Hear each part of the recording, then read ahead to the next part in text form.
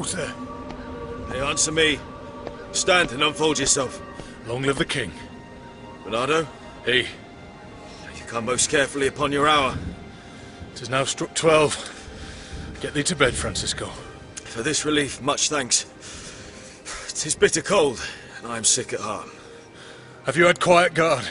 Not a mouse stirring. Well, good night.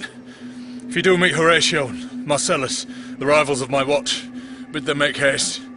I think I hear them. Stand ho! Who's there? Friends to this ground. And liegemen to the Dane. Give you good night. Farewell, honest soldier.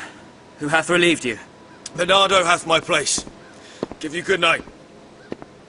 Hola, Bernardo! Sir? What? Is Horatio there? A piece of him. Welcome, Horatio.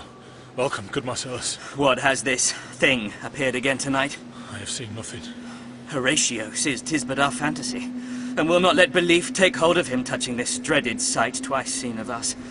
Therefore I have entreated him along with us to watch the minutes of this night, that if again this apparition come, he may approve our eyes and speak to it. Tush, 'twill not appear. Sit down a while, and let us once again assail your ears that are so fortified against our story, what we 2 nights have seen. Well, sit we down, and let us hear Bernardo speak of this. Last night of all, when yon same star that's westward from the pole had made his course to illume that part of heaven where now it burns, Marcellus and myself, the bell then beating 1. Peace. Break thee off. Look, where it comes again. And the same figure, like the king that's dead. Oh, thou art a scholar. Speak to it, Horatio. Look it not like the king. Mark it, Horatio. Most like. It harrows me with fear and wonder. What art thou that usurps this time of night together with that fair and warlike form in which the majesty of buried Denmark did sometimes march? By heaven, I charge thee, speak! It is offended. See, it stalks away. Stay! Speak! Speak! I charge thee, speak! 'Tis gone, and will not answer. How now, Horatio? You tremble and look pale. Before my God, I might not this believe without the sensible and true avouch of mine own eyes. Is it not like the king? As thou art to thyself. Such was the very armour he had on when the ambitious Norway combated. 'Tis strange. Thus, twice before, and jump at this dead hour, with martial stalk hath he gone by our watch. In what particular thought to work, I know not, but in the gross and scope of my opinion, this bodes some strange eruption to our state. Good now, sit down, and tell me he that knows why this same strict and most observant watch so nightly toils the subject of the land. And why such daily cast of brazen cannon, and foreign mart for implements of war? Why such impress of shipwrights, whose sore task does not divide the Sunday from the week? What might be toward that this sweaty haste doth make the night joint labourer with the day? Who's this that can inform me? That can I. At least, the whisper goes so. Our last king, whose image even but now appeared to us, was, as you know, by Fortinbras of Norway. Thereto pricked on by a most emulate pride, dared to the combat, in which our valiant Hamlet did slay this Fortinbras, who, by a sealed compact, well ratified by law and heraldry, did forfeit, with his life, all those his lands which he stood seized of to the conqueror, against the which a moiety competent was gauged by our king, which had returned to the inheritance of Fortinbras. Had he been vanquisher, as by the same comart and carriage of the article designed, his fell to Hamlet. Now, sir, young Fortinbras, of unimproved metal, hot and full, hath in the skirts of Norway here and there sharked up a list of lawless resolutes, for food and diet, to some enterprise that hath a stomach in't, which is no other, as it doth well appear unto our state, but to recover us by strong hand and terms compulsatory. Those foresaid lands, so by his father lost, and this, I take it, is the main motive of our preparations.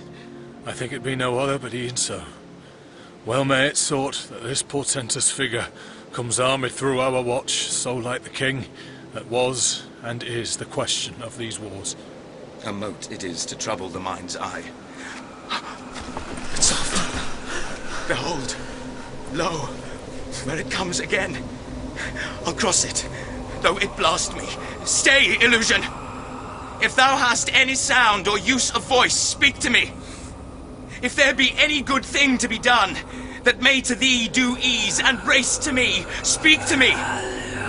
If thou art privy to thy country's fate, which happily foreknowing may avoid, oh, speak!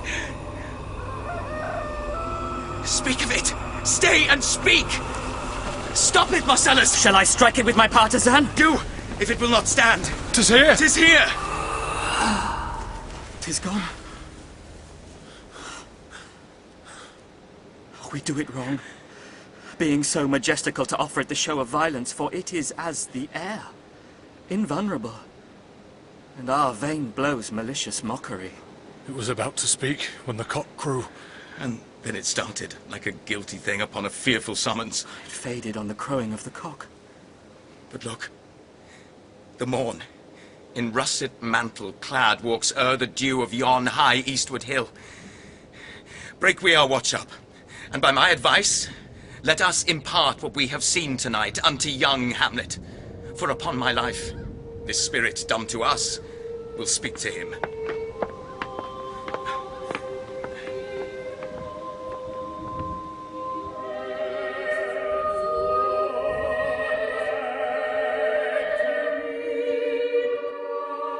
Though yet of Hamlet our dear brother's death the memory be green, and that it us befitted to bear our hearts in grief, and our whole kingdom to be contracted in one brow of woe, yet so far hath discretion fought with nature that we, with wisest sorrow, think on him together with remembrance of ourselves.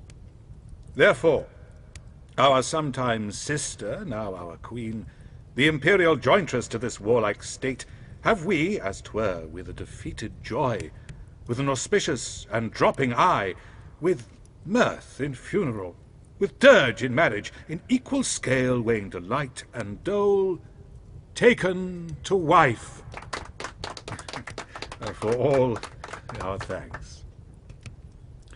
Now follows, that you know young Fortinbras, holding a weak supposal of our worth, or thinking by our late dear brother's death our state to be disjoint and out of frame, colleagued with this dream of his advantage, he hath not failed to pester us with message, importing the surrender of those lands, lost by his father with all the bands of law, to our most valiant brother. We have here writ to Norway, uncle of young Fortinbras, who, impotent and bedrid, scarcely hears of this his nephew's purpose, to suppress his further gait herein, in that the levies, the lists, and full proportions are all made out of his subject. And we here dispatch you, good Cornelius, and you, Voltmar, for bearers of this greeting to old Norway. Farewell, and let your haste commend your duty. In that and all things will we show our duty. We doubted nothing. Heartily farewell. And now, Laertes, what's the news with you? You told us of some suit. What wouldst thou beg, Laertes, that shall not be my offer? Not thy asking. The head is not more native to the heart, the hand more instrumental to the mouth, and this is the throne of Denmark to thy father. My dread lord, your leave and favour to return to France, from whence, though willingly, I came to Denmark to show my duty in your coronation, yet now I must confess that duty done, my thoughts and wishes bend again toward France, and bow them to your gracious leave and pardon. Have you your father's leave? What says Polonius? He hath, my lord, wrung from me my slow leave by laboursome petition, and at last upon his will I sealed my hard consent. I do beseech you, give him leave to go. Take thy fair hour, Laertes. Time be thine. But now, my cousin Hamlet, and my son. A little more than kin and less than kind. How is it that the clouds still hang on you? Not so, my lord. I am too much in the sun. Good Hamlet, cast thy nighted colour off, and let thine eye look like a friend on Denmark. Do not forever with thy veiled lid seek for thy noble father in the dust. Thou know'st 'tis common. All that lives must die, passing through nature to eternity. Aye, madam, it is common. If it be, why seems it so particular with thee? Seems, madam. Nay, it is. I know not seems. 'Tis not alone my inky cloak, good mother, nor customary suits of solemn black, nor windy suspiration of forced breath, no, nor the fruitful river in the eye, nor the dejected havia of the visage, together with all forms, moods, shapes of grief, that can denote me truly. These indeed seem, for they are actions that a man might play. But I have that within which passeth show. These but the trappings and the suits of woe. 'Tis sweet and commendable in your nature, Hamlet, to give these morning duties to your father. But you must know, your father lost a father, that father lost his, and the survivor bound in filial obligation for some term to do obsequious sorrow. But to persever in obstinate condolement is a course of impious stubbornness. Fie, 'tis a fault to heaven, a fault against the dead, a fault to nature to reason most absurd, whose common theme is death of fathers. And who still hath cried, from the first course till he that died today, this must be so? We pray you, throw to earth this unprevailing woe, and think of us as of a father. For let the world take note, you are the most immediate to our throne, and with no less nobility of love than that which dearest father bears his son do I impart towards you. For your intent in going back to school to Wittenberg, it is most retrograde to our desire. And we beseech you, bend you to remain here in the cheer and comfort of our eye, our chiefest courtier, cousin, and our son. Let not thy mother lose her prayers, Hamlet. I pray thee stay with us, go not to Wittenberg. I shall in all my best obey you, madam. Why, 'tis a loving and fair reply. Be as ourself in Denmark. Madam, come. This gentle and unforced accord of Hamlet sits smilingly in my heart, in grace whereof no jocund health that Denmark drinks today, but the great cannon to the clouds shall tell, and the kings roused the heavens shall brew it again, re-speaking earthly thunder. Come away!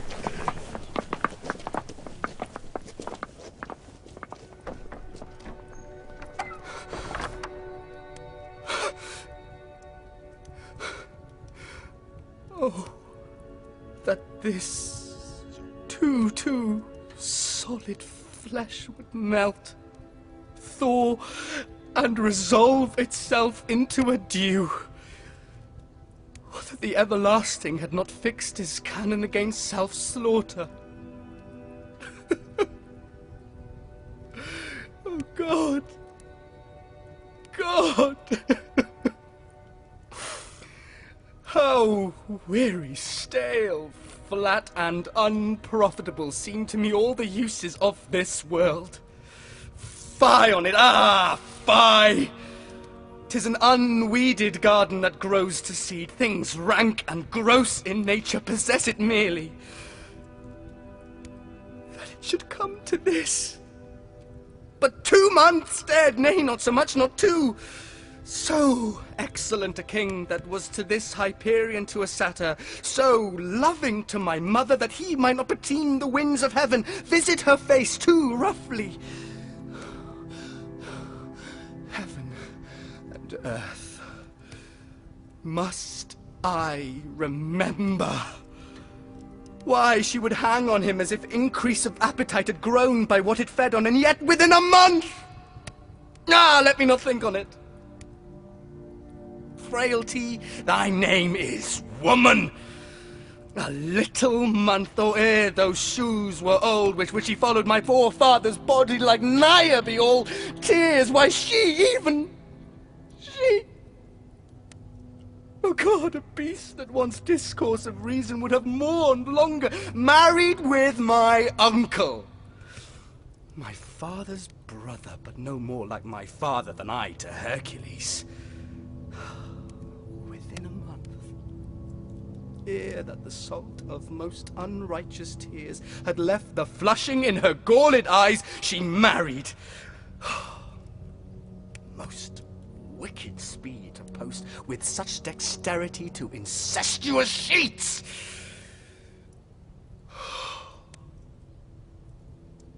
It is not,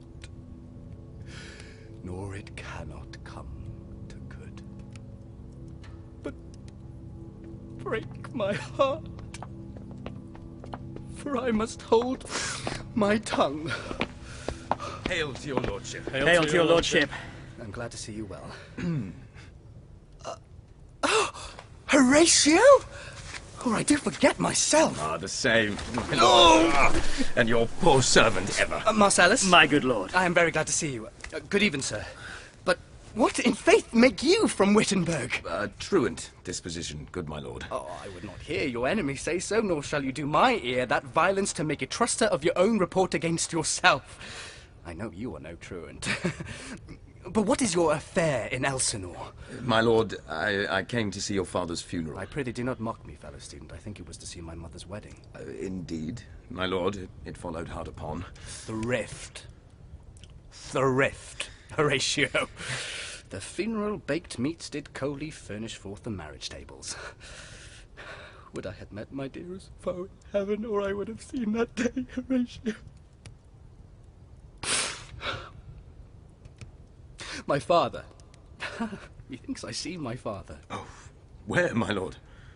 In my mind's eye, Horatio. I saw him once. He was a goodly king. He was a man. Take him for all in all. I shall not look upon his like again. My lord, I think I saw him yesternight. Saw? Who? My lord, the king, your father. The king, my father? To season your admiration for a while with an attent ear till I may deliver upon the witness of these gentlemen this marvel to you. Oh, for God's love, let me hear. 2 nights. Together had these gentlemen, Marcellus and Bernardo, on their watch in the dead, vast, and middle of the night been thus encountered. A figure, like your father, armed at point exactly, cap a-pay, appears before them, and with solemn march goes slow and stately by them. Thrice he walked by their oppressed and fear-surprised eyes within his truncheon's length, whilst they distilled almost to jelly with the act of fear, stand dumb and speak not to him.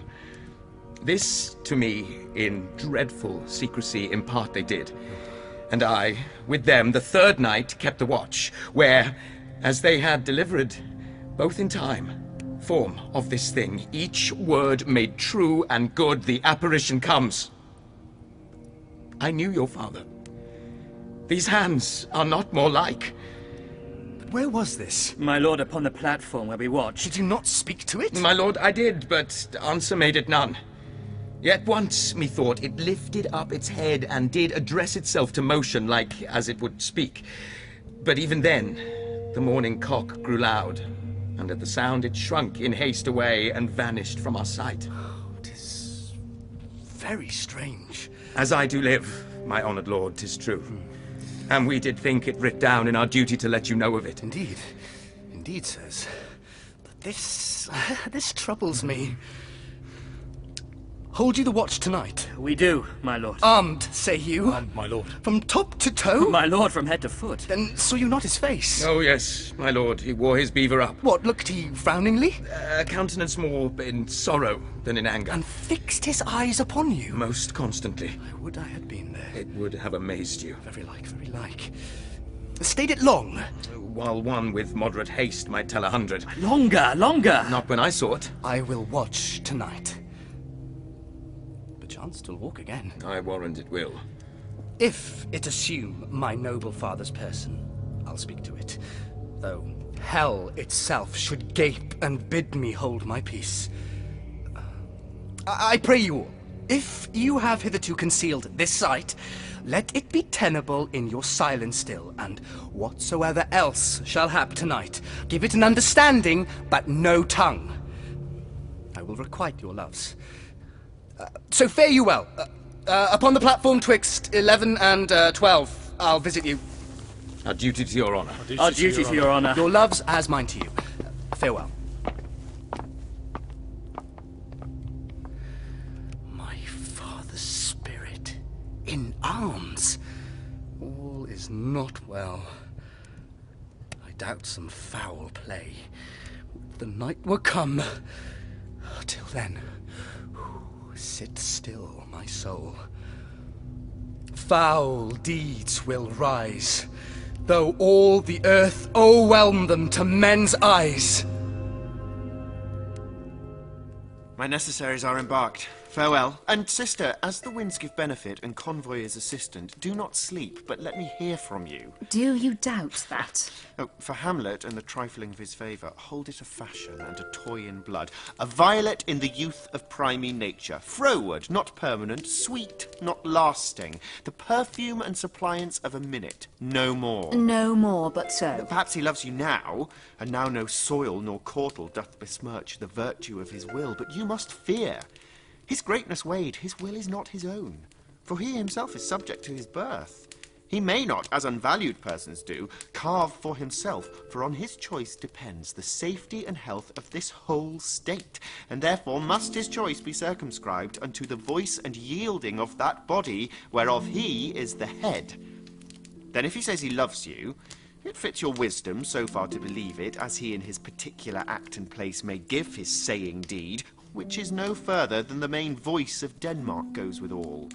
Then weigh what loss your honour may sustain, if with too credent ear you list his songs, or lose your heart or your chaste treasure open to his unmastered importunity. Fear it, Ophelia, fear it, my dear sister, and keep you in the rear of your affection, out of the shot and danger of desire. Be wary then. Best safety lies in fear. Youth to itself rebels, though none else near. I shall the effect of this good lesson keep as watchman to my heart. But good my brother, do not as some ungracious pastors do, show me the steep and thorny way to heaven, whiles, like a puffed and reckless libertine, himself the primrose path of dalliance treads, and recks not his own reed. Oh, fear me not. Oh, I stay too long. But here my father comes. Oh, yet here, Laertes. Aye. Abort for shame. The wind sits in the shoulder of your sail, and you are stayed for. There, my blessing with thee, and these few precepts in thy memory look thou character. Give thy thoughts no tongue, nor any unproportioned thought his act. Be thou familiar, but by no means vulgar. Those friends thou hast, and their adoption tried, grapple them unto thy soul with hoops of steel, but do not dull thy palm with entertainment of each new-hatched, unfledged comrade. Beware of entrance to a quarrel, but being in, bet that the opposed may beware of thee. This above all, to thine own self be true, and it must follow, as the day, the night, thou canst not then be false to any man. Farewell. My blessings season this in thee. Most humbly do I take my leave, my lord. The time invites you.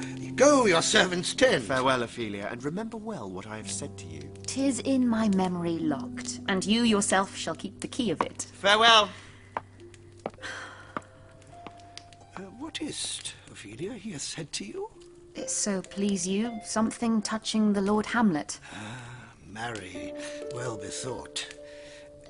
'Tis told me he hath very oft of late given private time to you, and you yourself have of your audience been most free and bounteous. He hath, my lord, of late made many tenders of his affection to me. Affection?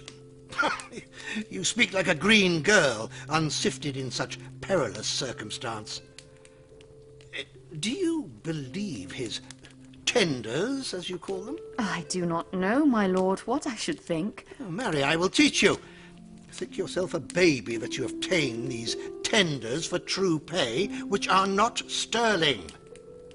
Tender yourself more dearly, or, not to crack the wind of the poor phrase running it thus, you'll tender me a fool. My lord, he hath importuned me with love in honourable fashion, and hath given countenance to his speech, my lord, with almost all the holy vows of heaven. Aye, springs to catch woodcocks. I do know when the blood burns how prodigal the soul lends the tongue vows. These blazes, daughter, giving more light than heat, extinct in both, even in their promise, as it is a making you must not take for fire. From this time, be something scanter of your maiden presence. Do not believe his vows, for they are brokers not of that dye which their investments show, but mere implorators of unholy suits, breathing like sanctified and pious bawds, the better to beguile. This is for all. I would not, in plain terms, from this time forth, have you so slander any moment leisure as to give words or talk with the Lord Hamlet. Look to it, I charge you. Come your ways. I shall obey, my lord.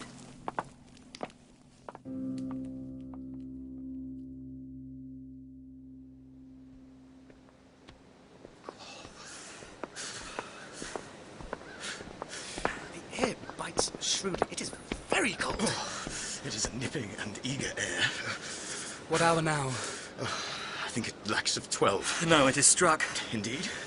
I heard it not. It then draws near the season wherein the spirit held his wont to walk. What does this mean, my lord? Oh, the king doth wake tonight and takes his rouse.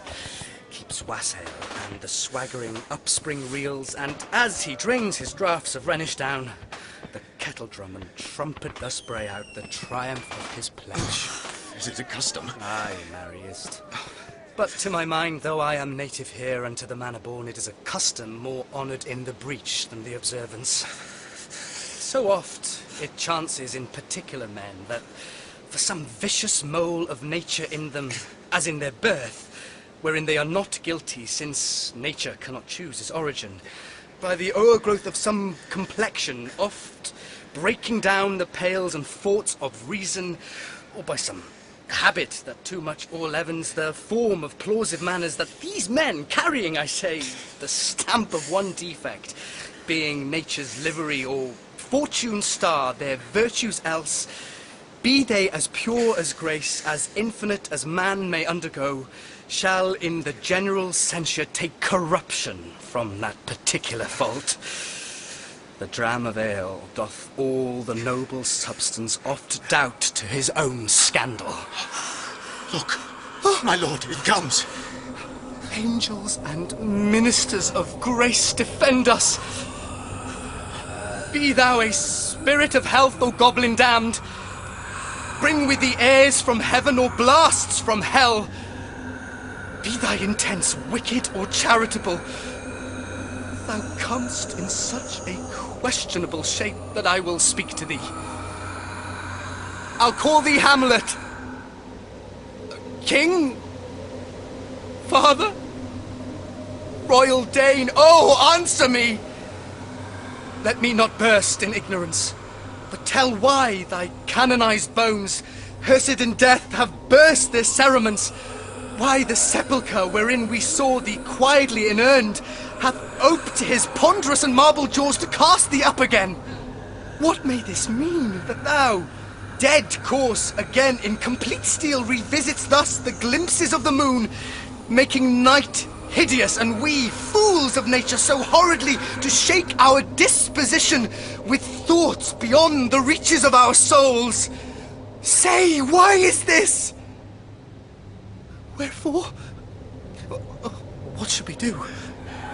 It beckons you to go away with it, as if it's some impartment to desire to you alone. Look with what courteous action it waves you to a more removed ground. But do not go with it. It will not speak. Then will I follow it. Do not, my lord. Why? What should be the fear? I do not set my life at a pin's fee, and for my soul, what can it do to that, being a thing immortal as itself? It waves me forth again! I'll follow it! What if it tempt you toward the flood, my lord? Or to the dreadful summit of the cliff that beetles o'er his base into the sea, and there assume some other horrible form which might deprive your sovereignty of reason and draw you into madness? Think of it. The very place puts toys of desperation without more motive into every brain that looks so many fathoms to the sea and hears it roar beneath. It waves me still! Go on! I'll follow thee. Be ruled, you shall not go. My fate cries out and makes each petty attire in this body as hardy as the Nemean lion's nerve. Still I am called. Unhand me, gentlemen! By heaven, I'll make a ghost of him that lets me. I say, away! Go on. I'll follow thee. He waxes desperate with imagination. Let's follow.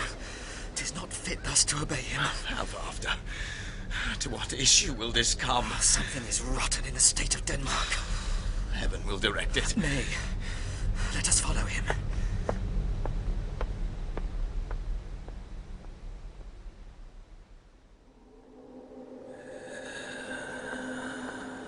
Whither wilt thou lead me? Speak. I'll go no further. My hour is almost come, when I to sulphurous and tormenting flames must render up myself. Alas, poor ghost. Pity me not, but lend thy serious hearing to what I shall unfold. Oh, speak! I am bound to hear. So art thou to revenge when thou shalt hear. What? I am thy father's spirit, doomed for a certain term to walk the night, and for the day confined to fast in fires, till the foul crimes done in my days of nature are burnt and purged away. But that I am forbid to tell the secrets of my prison house, I could a tale unfold, whose lightest word would harrow up thy soul, freeze thy young blood, make thy two eyes like stars start from their spheres, thy knotted and combined locks to part, and each particular hair to stand and end like quills upon the fretful porpentine. But this eternal blazon must not be to ears of flesh and blood. List, list, O list, if thou didst ever thy dear father love. Oh, God! Revenge is foul and most unnatural murder. Murder? Murder most foul, as in the best it is, but this most foul, strange, and unnatural. Oh, haste me to note that I, with wings as swift as meditation or the thoughts of love, may sweep to my revenge. I find thee apt. Now, Hamlet, hear. 'Tis given out that sleeping in my orchard a serpent stung me. So the whole ear of Denmark is by a forged process of my death rankly abused. But know, thou noble youth, the serpent that did sting thy father's life now wears his crown. Oh, my prophetic soul! My uncle? Aye, that incestuous, that adulterate beast, with witchcraft of his wit, with traitorous gifts, oh, wicked wit and gifts that have the power so to seduce, won to his shameful lust the will of my most seeming virtuous queen. Oh, Hamlet, what a falling off was there from me, whose love was of that dignity that it went hand in hand even with the vow I made to her in marriage, and to decline upon a wretch whose natural gifts were poor to those of mine. Oh, God. But soft, methinks I scent the morning air. Brief let me be. Sleeping within my orchard, my custom always of the afternoon, upon my secure hour, thy uncle stole, with juice of cursed Hebner in a vial, and in the porches of my ears did pour the leprous distilment, whose effect holds such an enmity with blood of man, that swift as quicksilver it courses through the natural gates and alleys of the body, and with a sudden vigour it doth posset and curd like eager droppings into milk the thin and wholesome blood. So did it mine, and a most instant tetter barked about, most lazar-like, with vile and loathsome crust all my smooth body. Thus was I, sleeping by a brother's hand, of life, of crown, of queen, at once dispatched, cut off, even in the blossoms of my sin, unhouselled, disappointed, unannealed, no reckoning made, but sent to my account with all my imperfections on my head. Oh, horrible! Oh, horrible. Most horrible! If thou hast nature in thee, bear it not. Let not the royal bed of Denmark be a couch for luxury and damned incest. But howsoever thou pursuest this act, tempt not thy mind, nor let thy soul contrive against thy mother aught. Leave her to heaven, and to those thorns that in her bosom lodge, to prick and sting her. Fare thee well at once.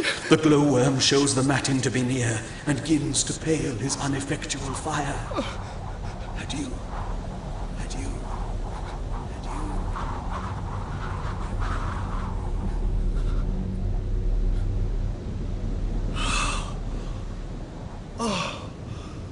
Oh, all you host of heaven. O earth! What else? And shall I couple hell? Hold my heart. And you, my sinews, grow not instant old, but bear me stiffly up. Remember thee? Aye, thou poor ghost, while memory holds a seat in this distracted globe. Remember thee. Oh, most pernicious woman. Oh, villain! Villain! Smiling, damned villain! My table's meat it is, I set it down that one may smile and be a villain. At least I am sure it may be so in Denmark. So, uncle, there you are. Now to my word. It is adieu, adieu. Remember me. I have sworn. My lord! My lord! Lord Hamlet. Heaven secure him. So be it. How is my noble lord? What news, my lord? Oh, wonderful. Good, my lord, tell it. No, you'll reveal it. Not I, my lord, by heaven. Oh, nor I, my lord. How say you then? Would heart of man once think it? But you'll be secret. Aye, by heaven, my lord. There's ne'er a villain dwelling in all Denmark, but he's an arrant name. There needs no ghost, my lord, come from the grave to tell us this. Why, right. You are in the right. And so, without more circumstance at all, I hold it fit that we shake hands and part. You, as your business and desires shall point you, for every man hath business and desire, such as it is, and for my own poor part, look you, I'll, go pray. These are but wild and whirling words, my lord. I am sorry they offend you, heartily. Yes, faith, heartily. There is no offence, my lord. Yes, by Saint Patrick, but there is, Horatio, and much offence too. Touching this vision here, it is an honest ghost. That, let me tell you. For your desire to know what is between us, or masters as you may, and now good friends, as you are friends, scholars and soldiers, give me one poor request. What is't, my lord? We will. Never make known what you have seen tonight. My lord, we will not. Nay, but swear it. In faith, my lord, not I. Nor I, my lord, in faith. Upon my sword. We have sworn, my lord, already. Indeed, upon my sword, indeed. Aha! Boy, sayest thou so? Art thou there, true penny? Come on! You hear this fellow in the cellarage. Consent to swear. Propose the oath, my lord. Never to speak of this that you have seen. Swear by my sword. Oh, come hither, gentlemen, and lay your hands again upon my sword. Never to speak of this that you have heard. Swear by my sword. Well said, old mole. Canst work in the earth so fast? Day and night, but this is wondrous strange. And therefore, as a stranger, give it welcome. There are more things in heaven and earth, Horatio, than are dreamt of in your philosophy. Swear. We swear. We swear. Rest. Rest, perturbed spirit. So, gentlemen, with all my love I do commend me to you, and what so poor a man as Hamlet is may do to express his love and friending to you, God willing, shall not lack. Let us go in together, and still, your fingers on your lips, I pray. The time is out of joint. Oh, cursed spite, that ever I was born to set it right! Whew. Nay, come, let's go together.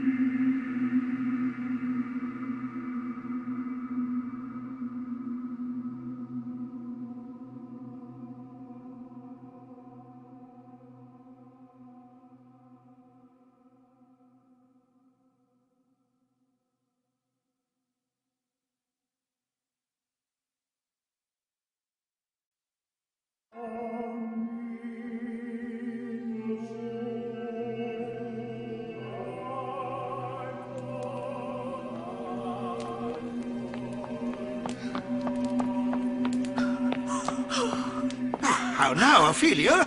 What's the matter? Oh, my lord! I have been so affrighted. With what in the name of God? My lord, as I was sewing in my closet, Lord Hamlet, with his doublet all unbraced, no hat upon his head, his stockings fouled, ungartered, and down-jived to his ankle, pale as his shirt, his knees knocking each other, and with a look so piteous in purport, as if he had been loosed out of hell to speak of horrors, he comes before me. Mad for thy love? My lord, I do not know, but truly I do fear it. What said he? He took me by the wrist and held me hard. Then goes he to the length of all his arm, and with his other hand thus o'er his brow, he falls to such perusal of my face as he would draw it. Long stayed he so. At last, a little shaking of mine arm, and thrice his head thus waving up and down, he raised a sigh so piteous and profound, as it did seem to shatter all his bulk and end his being. That done, he lets me go, and with his head over his shoulder turned, he seemed to find his way without his eyes, for out the doors he went without their help, and to the last bended their light on me. Come, go with me. I will go seek the king. This is the very ecstasy of love, whose violent property foredoes itself and leads the will to desperate undertakings as oft as any passion under heaven that doth afflict our natures. Oh, I am sorry. What, have you given him any hard words of late? No, my good lord, but as you did command, I did repel his letters and denied his access to me. That has made it mad. Oh, I am sorry that with better heed and judgment I had not quoted him. I feared he did but trifle and meant to rack thee. Beshrew my jealousy. By heaven, it is as proper to our age to cast beyond ourselves in our opinions, as it is common for the younger sort to lack discretion. And come, go we to the king. This must be known, which, being kept close, might move more grief to hide than hate to utter love. Come.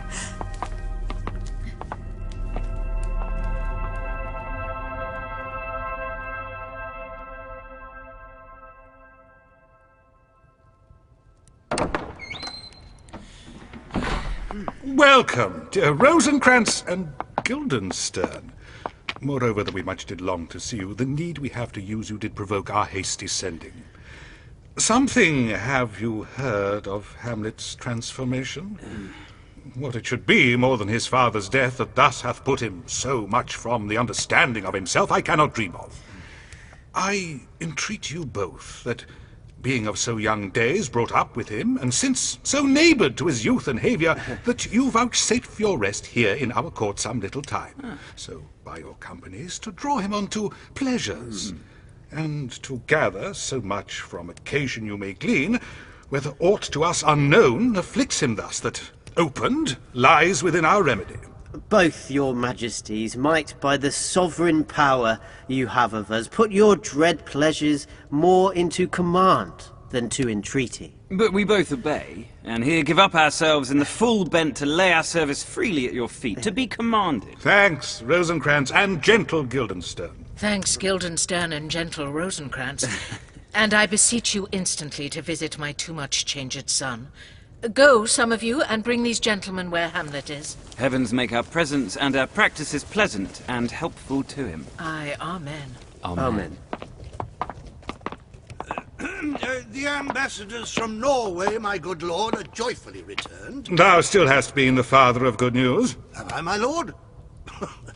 Assure you, my good liege, I hold my duty as I hold my soul, both to my God and to my gracious king.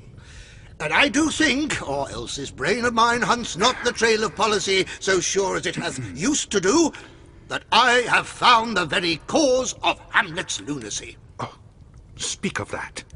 That do I long to hear. First, give admittance to the ambassadors. My news shall be the fruit to that great feast. Thyself do grace to them, and bring them in. Yes. I doubt it is no other but the main. His father's death and our hasty marriage. Well, we shall sift him. Welcome, my good friends. Say, Voltman, what from our brother Norway? Most fair return of greetings and desires. Upon our first, he sent out to suppress his nephew's levies, which to him appeared to be a preparation against the Polack, but better looked into, he truly found it was against your highness. Whereat grieved that so his sickness, age, and impotence was falsely borne in hand, sends out arrests on Fortinbras, which he, in brief, obeys, receives rebuke from Norway, and, in fine, makes vow before his uncle nevermore to give the assay of arms against your majesty. Whereon old Norway, overcome with joy, give him 3,000 crowns in annual fee and his commission to employ those soldiers so levied as before against the Polack, with an entreaty herein further shown, that it might please you to give quiet pass through your dominions for this enterprise, on such regards of safety and allowance as therein are set down. It likes us well. Meantime, we thank you for your well-took labour. Go you to your rest. At night we shall feast together. Most welcome home. This business is well ended. My liege and madam, to expostulate what majesty should be, what duty is, why day is day, night is night, and time is time, were nothing but to waste night, day, and time. Yes. Therefore, since brevity is the soul of wit, and tediousness the limbs and outward flourishes, I will be brief. Your noble son is mad. Mad call I it, for to define true madness, what is but to be nothing else but mad? But let that go. More matter with less art. Oh, madam, I swear I use no art at all. That he is mad, 'tis true. 'Tis true, 'tis pity. And pity 'tis true. Oh, it's a foolish figure, but farewell it, for I will use no art. Mad let us grant him then, and now remains that we find out the cause of this effect, or rather say, the cause of this defect, for this effect defective comes by cause. Thus it remains, and the remainder thus. Perpend. I have a daughter, well, she is mine, who in her duty and obedience, mark, has given me this. Now, gather and surmise. To the celestial and my soul's idol, the most beautified A vile phrase. Beautified is a vile phrase. But you shall hear. Thus. In her excellent white bosom, these... etc., etc. Came this from Hamlet to her? No, good madam, stay a while. I will be faithful. Oh, dear Ophelia, I am ill at these numbers. I have not art to reckon my groans, but that I love thee best, oh, most best, believe it, adieu. Thine evermore most dear lady, whilst this machine is to him Hamlet. This, in obedience, hath my daughter shown me, and, more above, hath his solicitings, as they fell out by time, by means, and place, all given to mine ear. But how hath she received as a man faithful and honourable? I would fain prove so. But what might you think, when I have seen this hot love on the wing, as I perceived it, I must tell you that, before my daughter told me? What might you, or my dear Majesty your Queen here, think, if I had played the desk or table book, or given my heart a winking, mute and dumb, or looked upon this love with idle sight? What might you think? No, I went round to work, and my young mistress thus I did bespeak. Lord Hamlet is a prince. Out of thy star, this must not be. And then I prescripts gave her that she should lock herself from his resort, admit no messengers, receive no tokens, which done, she took the fruits of my advice, and he, repulsed, a short tale to make, fell into a sadness, then into a fast, thence to a watch, thence into a weakness, thence to a lightness, and by this declension into the madness, wherein now he raves, and all we mourn for. Oh. Do you think 'tis this? It may be, very like. Hath there been such a time, I would fain know that I have positively said 'tis so, when it proved otherwise? Not that I know. How may we try it further? You know sometimes he walks 4 hours together here in the lobby. So he does indeed. At such a time, I'll loose my daughter to him. Be you and I behind an arras, then. Mark the encounter. If he love her not, and he not from his reason fallen thereon, let me be no assistant for estate, but keep a farm and carters. We will try it. But look where sadly the poor wretch comes reading. Away, I do beseech you, both away. I'll board him presently. Oh, give me leave.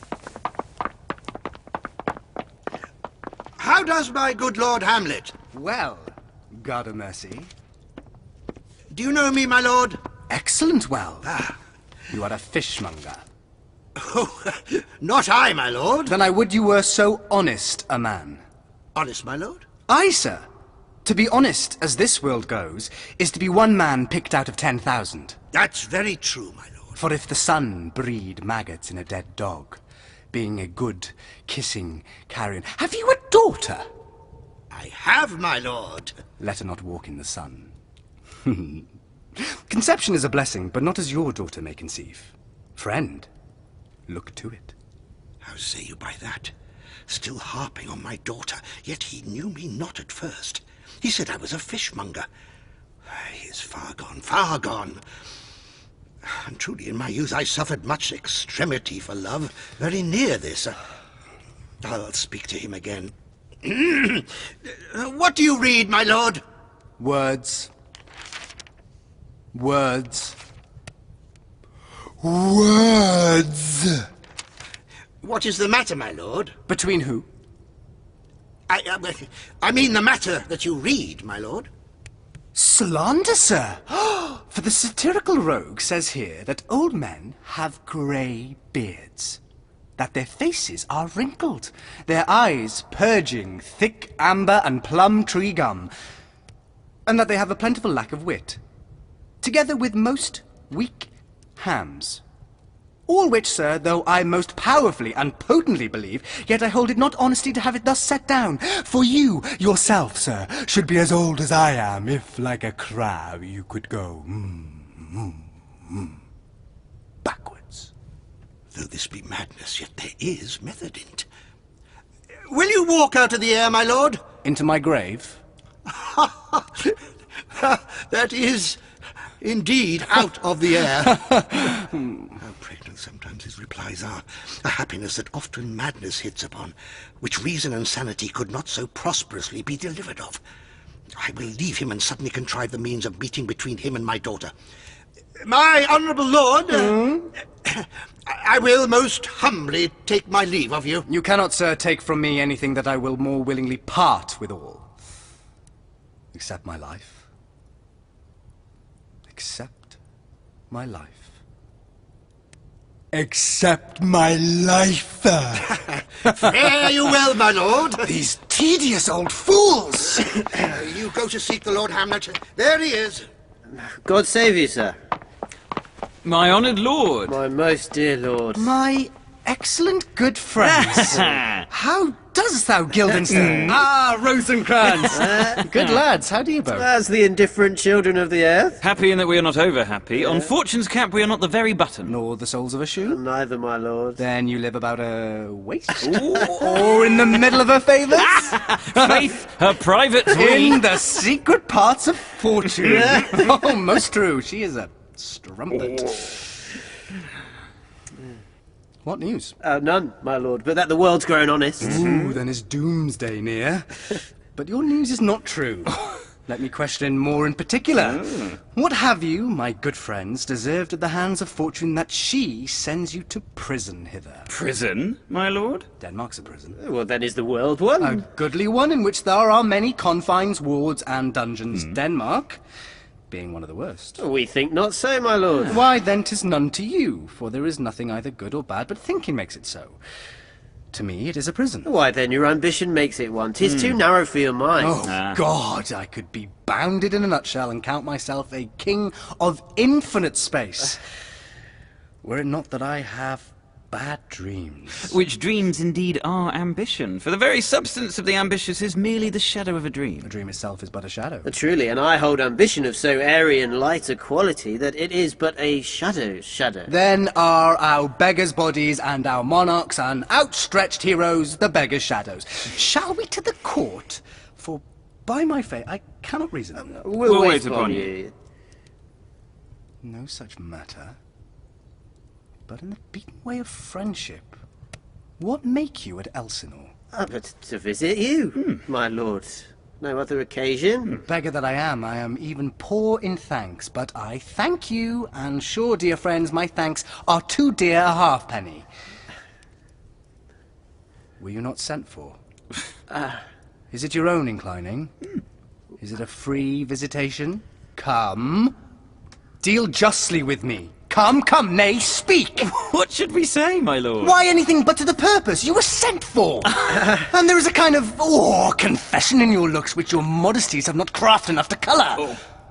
I know the good king and queen have sent for you. To what end, my lord? That you must teach me. But let me conjure you by the rights of our fellowship, by the constancy of our youth, by the obligation of our ever-preserved love, and by what more dear a better prosperer could charge you withal. Be even and direct with me whether you were sent for or no. What say you? If you love me, hold not off. My lord, we were sent for. I will tell you why. So shall my anticipation prevent your discovery, and your secrecy to the king and queen moult no feather. I have of late, but wherefore I know not, lost all my mirth, forgone all custom of exercises, and indeed it goes so heavily with my disposition that this goodly frame, the earth, seems to me a sterile promontory. This most excellent canopy, the air, look you! This brave, o'erhanging firmament, this majestical roof, fretted with golden fire. Why, it appeareth no other thing to me than a foul and pestilent congregation of vapours. What a piece of work is a man! How noble in reason, how infinite in faculties, in form and moving, how express and admirable in action, how like an angel. In apprehension, how like a god. The beauty of the world, the paragon of animals. And yet to me, what is this quintessence of dust? Man delights not me. No, nor woman neither, though by your smiling you seem to say so. My lord, there was no such stuff in my thoughts. Why did you laugh then, when I said man delights not me? To think, my lord, if you delight not in man, what Lenten entertainment the players shall receive from you? We coated them on the way, and hither are they coming to offer you service. He that plays the king shall be welcome. His majesty shall have tribute of me. What players are they? Even those you were wont to take such delight in, the tragedians of the city. How chances it they travel? Their residence, both in reputation and profit, was better both ways. That may, their endeavour keeps in the wanted pace, but there is an eyrie of children, little Iases that cry out on top of question and are most tyrannically clapped for it. These are now the fashion, and so berattle the common stages, so they call them, that many wearing rapiers are afraid of goosequill, and dare scarce come thither. What? Are they children? Who maintains them? How are they escorted? Will they pursue the quality no longer that they can sing? Will they not say afterwards if they should grow themselves to common players, as it is more like if their means are no better, their writers do them wrong, to make them exclaim against their own succession? Faith, there has been much to do on both sides, and the nation holds it no sin to tar them to controversy. There was, for a while, no money bid for argument unless the poet and the player went to cuffs in the question. Is possible? Oh, there has been much throwing about of brains. To the boys carried away? Aye, that they do, my lord. Hercules and his load too. Is it not very strange? For my uncle is king of Denmark, and those that would make mows at him while my father lived give 20, 40, 50, 100 ducats apiece for his picture and little. Sblood, there is something in this more than that. There are the players! Gentlemen, you are welcome to Elsinore. Your hands, come. The appurtenance of welcome is fashion and ceremony. Let me comply with you in this garb, lest my extent to the players, which I tell you must show fairly outwards, should more appear like entertainment than yours. You are welcome, but my uncle father and aunt mother are deceived. In what, my dear lord? I am but mad north-northwest. When the wind is southerly, I know a hawk from a handsaw. Well be with you, gentlemen. Hark you, Guildenstern, and you too. At each ear a hearer. That great baby you see there is not yet out of his swaddling clouds. Happily he's the second time come to them, for they say an old man is twice a child. I will prophesy he comes to tell me of the players. Mark it. Oh, you say right, sir. Monday morning, 'twas so indeed. My lord, I have news to tell you. My lord, I have news to tell you. When Roscius was an actor in Rome... the actors are come hither, my lord. Buzz Buzz! The best actors in the world for either tragedy, comedy, history, pastoral, pastoral comical... historical pastoral, tragical historical, tragical comical, historical pastoral, scene individable, or poem unlimited. Seneca cannot be too heavy, nor Plautus too light. For the law of writ and the liberty, these are the only men. Oh, Jephthah, judge of Israel, what a treasure hadst thou? What treasure had he, my lord? Why? One fair daughter, and no more, the which he loved passing well. Still on my daughter. Am I not in the right, old Jephthah? Oh, if you call me Jephthah, my lord, I have a daughter that I love passing well. Nay, that follows not. What follows then, my lord? Why? As by lot, God wot, and then, you know, it came to pass as most like it was. The first row of the pious chanson will show you more, for look where my abridgment comes. Oh, you are welcome, masters, welcome all! I am glad to see thee well. Welcome, good friends!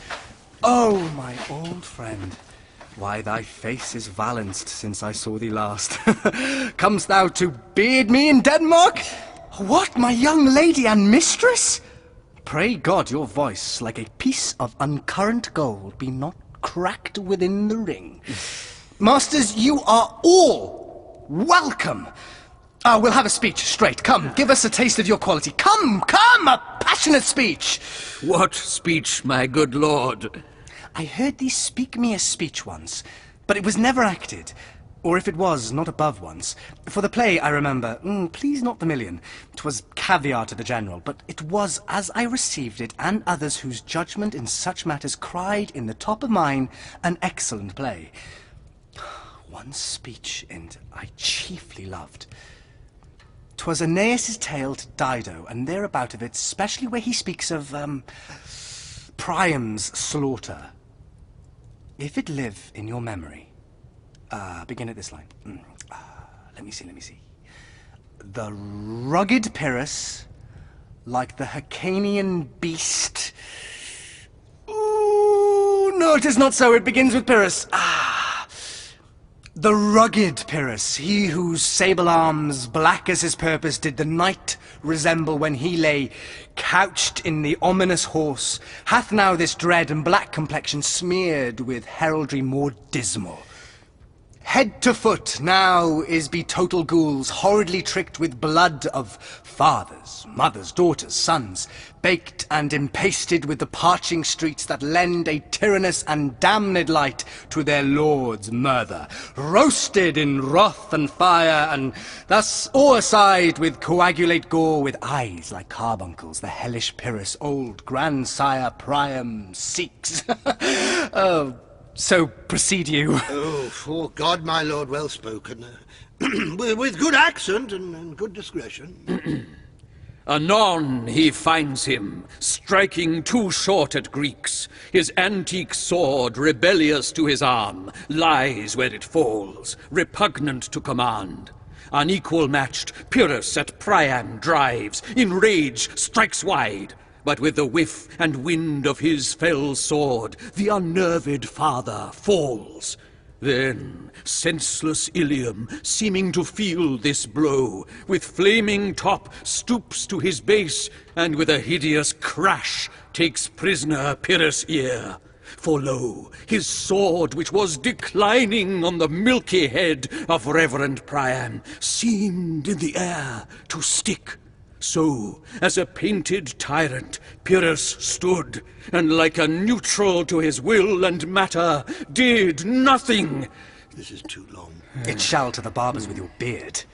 Prithee, say on. He's for a jig or a tale of bawdry, or he sleeps. Say on. Come to Hecuba. But who, oh, who hath seen the mobbled queen? The mobbled queen? Oh, that's good. Mobbled queen is good. Run barefoot up and down, threatening the flames with bissome rheum, a clout upon that head where late the diadem stood, and for a robe about her lank and all her teamed loins, a blanket, in the alarm of fear caught up. Who this had seen, with tongue in venom steeped, 'gainst fortune's state would treason have pronounced. But if the gods themselves did see her then, when she saw Pyrrhus make malicious sport in mincing with his sword her husband's limbs, the instant burst of clamour that she made, unless things mortal move them not at all, would have made milch the burning eyes of heaven, and passion in the gods. Oh, look where he has not turned his colour and has tears in eyes. Prithee no more. 'Tis well. I'll have thee speak out the rest of this soon. Good my lord, will you see the players well bestowed? Do you hear? Let them be well used, for they are the abstract and brief chronicles of the time. After your death, you were better have a bad epitaph than their ill report while you live. Come, sir. Follow him, friends. We'll hear a play tomorrow. Dost thou hear me, old friend? Can you play the Mirtha of Gonzago? Aye, my lord. We'll have tomorrow night. You could For a need, study a speech of some dozen or 16 lines which I would set down and insert in. Could you not? Aye, my lord. Very well. Follow that lord. And look you, mock him not. My good friends, I'll leave you till night. You are welcome to Elsinore. Good, my lord. Aye, so God be with you.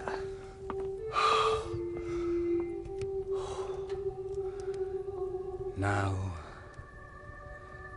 I am alone. Oh, what a rogue and peasant slave am I!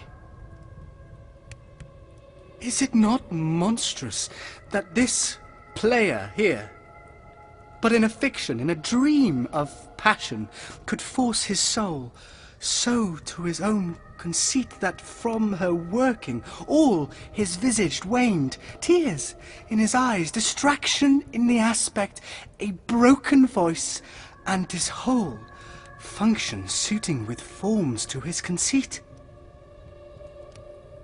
And all for nothing. For Hecuba! What's Hecuba to him, or he to Hecuba, that he should weep for her? What would he do, had he the motive and the cue for passion that I have? He would drown the stage with tears and cleave the general ear with horrid speech, make mad the guilty and appall the free, confound the ignorant and amaze indeed the very faculties of eyes and ears. Yet I, a dull and muddy-mettled rascal, peak like John O'Dreams, unpregnant of my cause, and can say nothing. No, not for a king, upon whose property and most dear life a damned defeat was made. Am I a coward? Who calls me villain? Breaks my patercross, plucks off my beard and blows it in my face, tweaks me by the nose, gives me the lie in the throat as deep as to the lungs. Who does me this, huh? Swoons, I should take it, for it cannot be, but I am pigeon-livered, and lack gall to make oppression bitter, or ere this I should have fatted all the region kites with this slave's offal. Bloody, bawdy villain! Remorseless, treacherous, lecherous, kindless villain! Oh, vengeance! Why, what an ass am I? This is most brave, that I, the son of a dear father murdered, prompted to my revenge by heaven and hell, must like a whore unpack my heart with words, and fall a-cursing like a very drab, a scullion. Fie upon it, foe, bout my brain.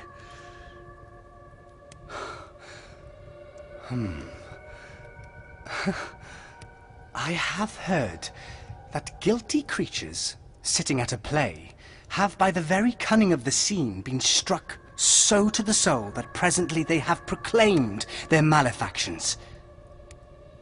For murder, though it have no tongue, will speak with most miraculous organ. I'll have these players play something like the murder of my father before mine uncle. I'll observe his looks, I'll tempt him to the quick. If he but blench, I know my course. The spirit that I have seen may be a devil, and the devil hath power to assume a pleasing shape. Yea, and perhaps out of my weakness and my melancholy, as he is very potent with such spirits, abuses me to damn me. I'll have grounds more relative than this. The play's the thing, wherein I'll catch the conscience of the king.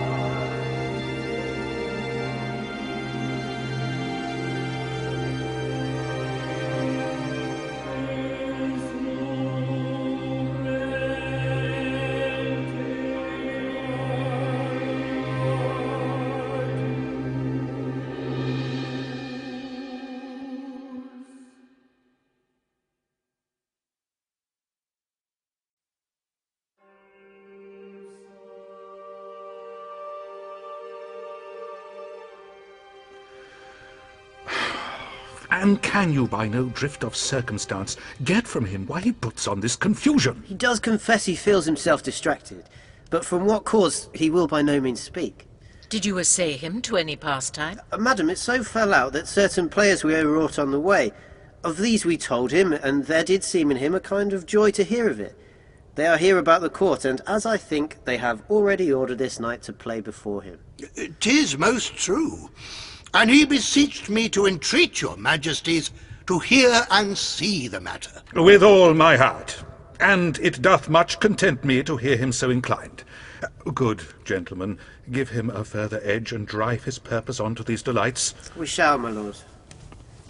Sweet Gertrude, leave us too.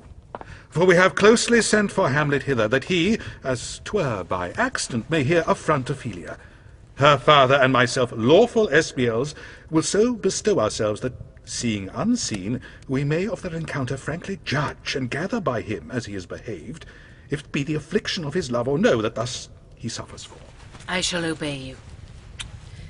And for your part, Ophelia, I do wish that your good beauties be the happy cause of Hamlet's wildness.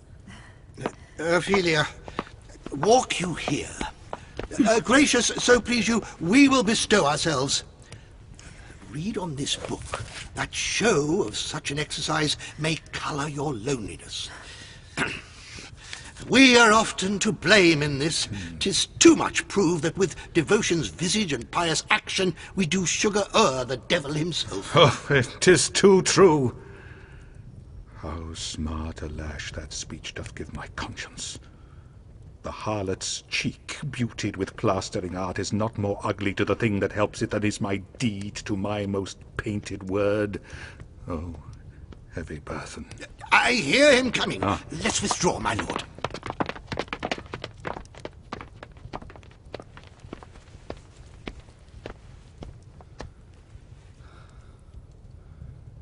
To be, or not to be, that is the question.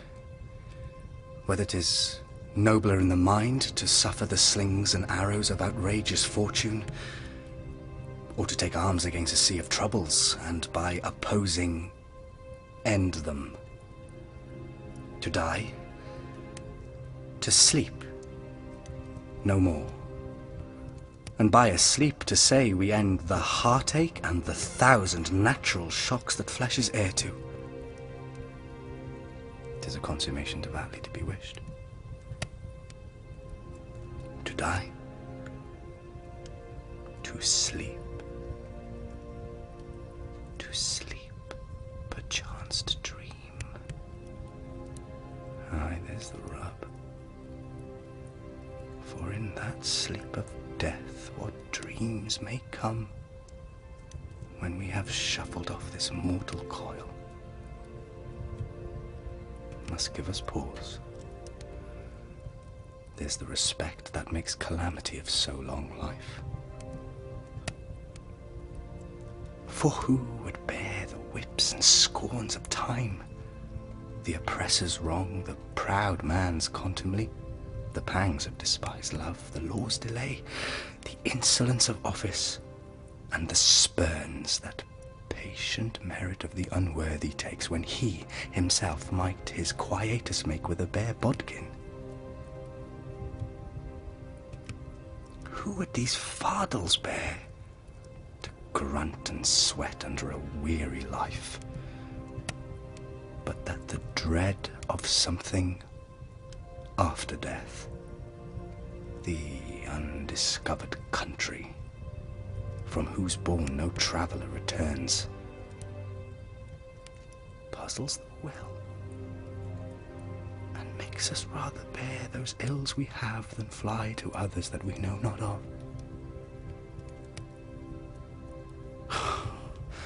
Thus conscience does make cowards of us all, and thus the native hue of resolution is sicklied o'er with the pale cast of thought, and enterprises of great pith and moment with this regard their currents turn awry and lose the name of action. Soft you now. The fair Ophelia, nymph In thy orisons be all my sins remembered. Good, my lord. How does your honor for this many a day? I humbly thank you. Well. My lord, I have remembrances of yours that I have longed to redeliver. I pray you now receive them. No. Not I.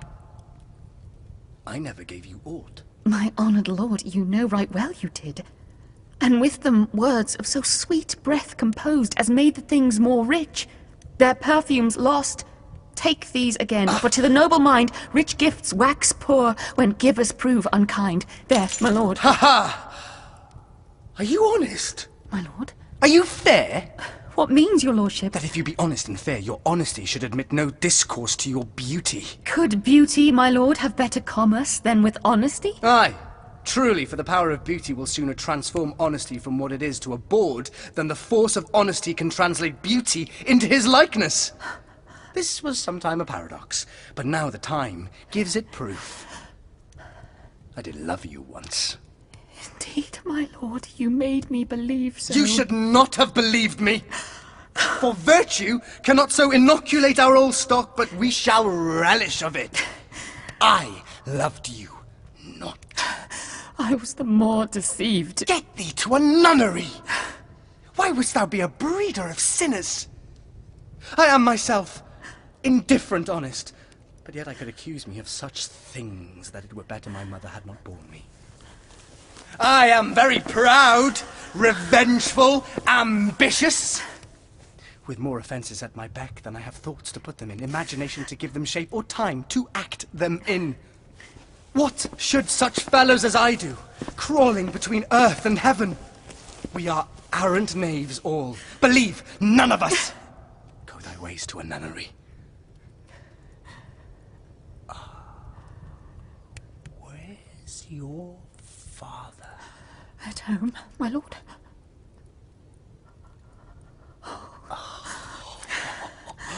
Let the doors be shut upon him, that he may play the fool nowhere but in his own house.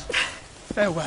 Oh, help him, you sweet heavens! If thou dost marry, I'll give thee this plague for thy dowry.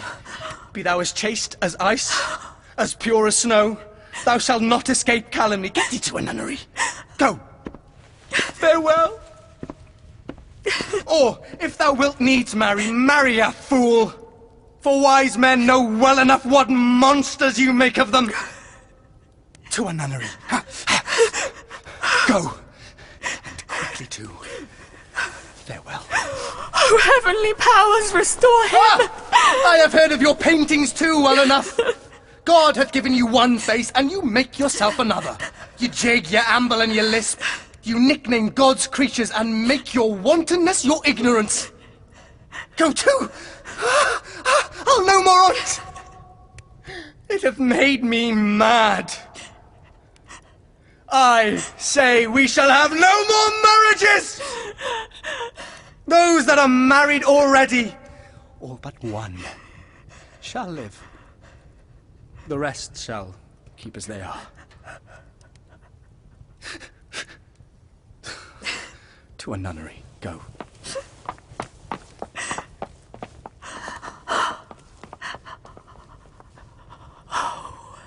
What a noble mind is here o'erthrown. The courtiers, scholars, soldiers, eye, tongue, sword, the expectancy and rose of the fair state, the glass of fashion and the mould of form, the observed of all observers, quite down.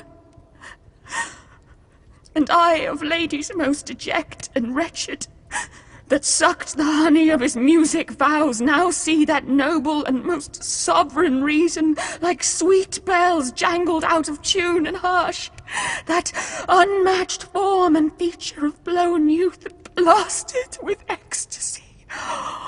Woe is me! Seen what I have seen, see what I see.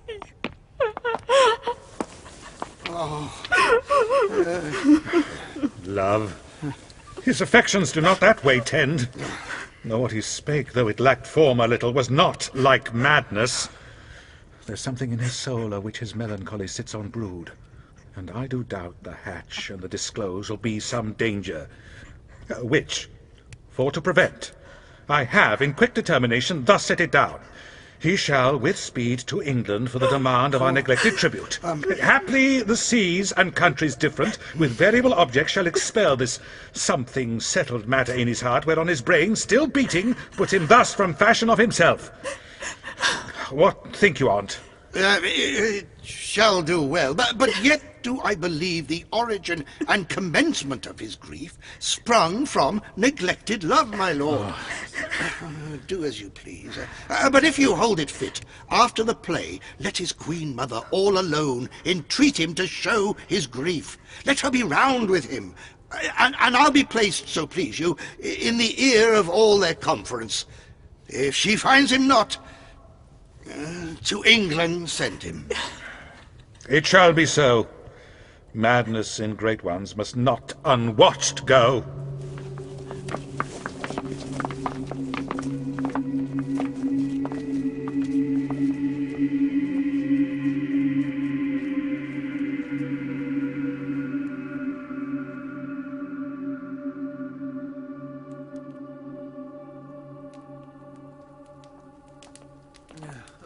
Speak the speech, I pray you, as I pronounced it to you, trippingly on the tongue.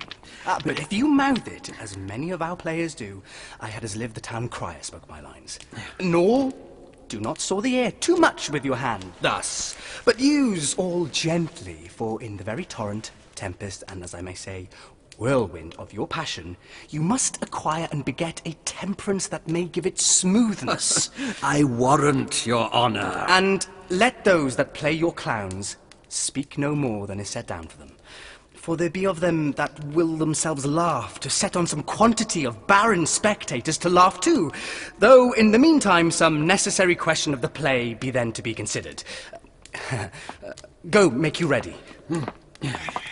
How now, my lord? Will the king hear this piece of work? And the queen, too, and that presently. Bid the players make haste. What ho, Horatio? Here, sweet lord, at your service. Horatio, thou art e'en as just a man as ere my conversation coped withal. No, my dear lord. Nay, do not think I flatter. For what advancement may I hope from thee that no revenue hast but thy good spirits to feed and clothe thee? There is a play tonight before the king. One scene of it comes near the circumstance, which I have told thee of my father's death. I prithee, when thou seest that act afoot, even with the very comment of thy soul, observe my uncle. If his occulted guilt do not itself unkennel in one speech, it is a damned ghost that we have seen, and my imaginations are as foul as Vulcan's stithy. Give him heedful note, for mine eyes will rivet to his face, and after we will both our judgments join in censure of his seeming. Well, my lord, if he steal aught the whilst this play is playing and scape detecting, I will pay the theft.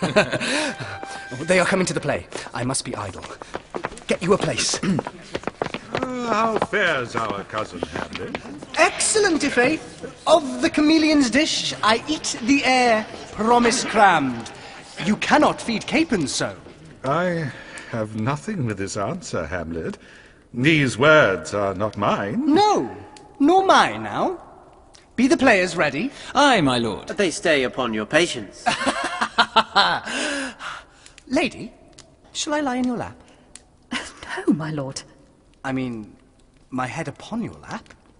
Aye, my lord. Do you think I meant country matters? I think nothing, my lord. Oh, that's a fair thought to lie between maids' legs. What is, my lord? Nothing. You are merry, my lord. Oh, God, you're only jig-maker.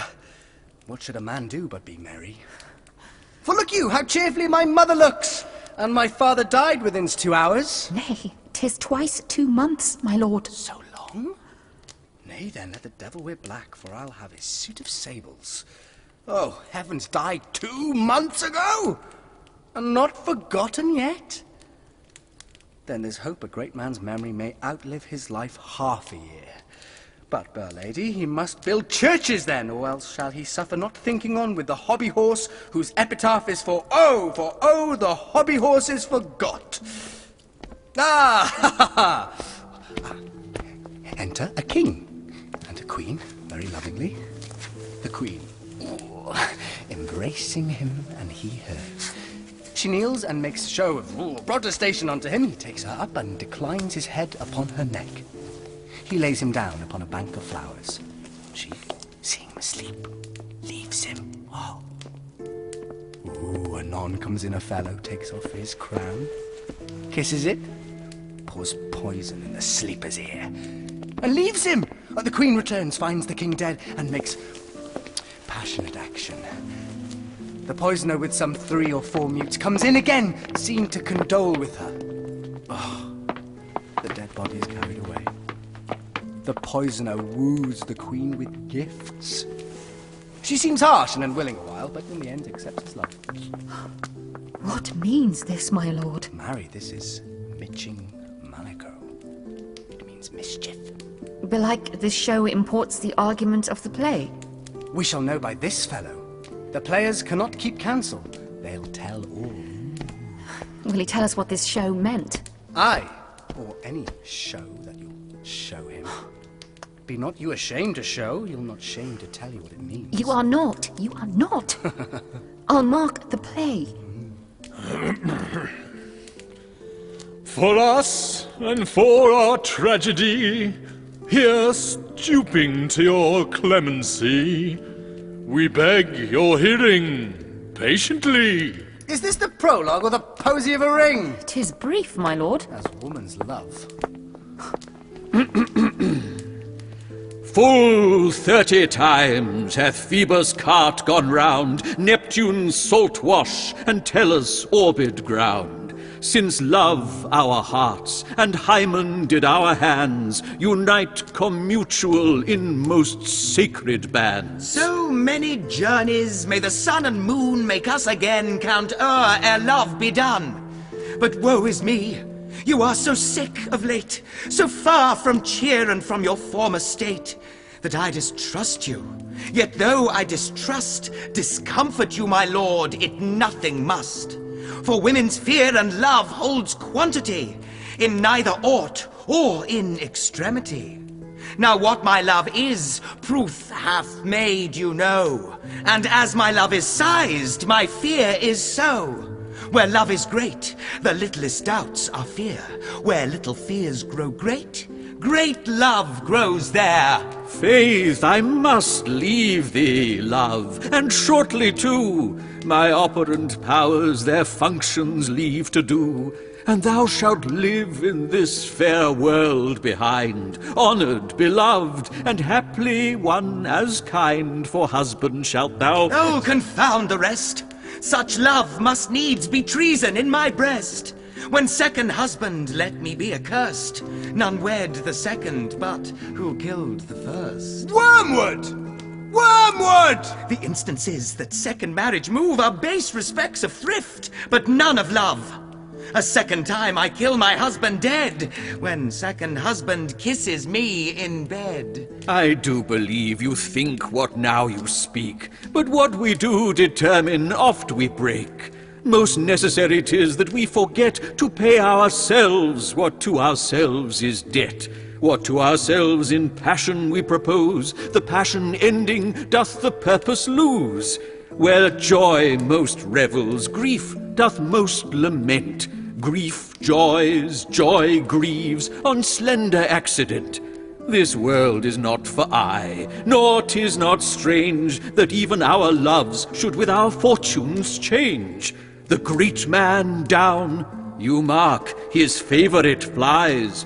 The poor, advanced, makes friends of enemies, and hitherto doth love on fortune tend. For who not needs shall never lack a friend, and who in want a hollow friend doth try, directly seasons him his enemy.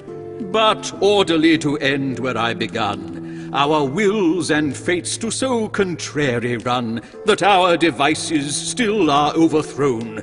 Our thoughts are ours, their ends none of our own.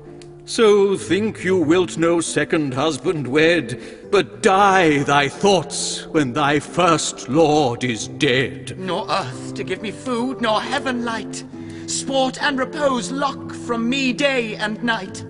To desperation turn my trust and hope. An anchor's cheer in prison be my scope. Each opposite that blanks the face of joy meet what I would have well and it destroy. Both here and hence pursue me lasting strife, if, once a widow, ever I be wife. If she should break it now! 'Tis deeply sworn. Sweet, leave me here a while. My spirits grow dull, and fain I would beguile the tedious day with sleep. Sleep, rock thy brain, and never come mischance between us. How like you this play? The lady doth protest too much, methinks. Oh, but she'll keep her word. Have you heard the argument? Is there no offence in't? No, no. They do but jest, poison and jest. No offence in the world. What do you call the play? The Mousetrap. Marry, how tropically this play is the image of a murder done in Vienna. Gonzago is the Duke's name, his wife, Baptista. Now you shall see anon. 'Tis a knavish piece of work. But what of that? Your Majesty and we that have free souls, it touches us not.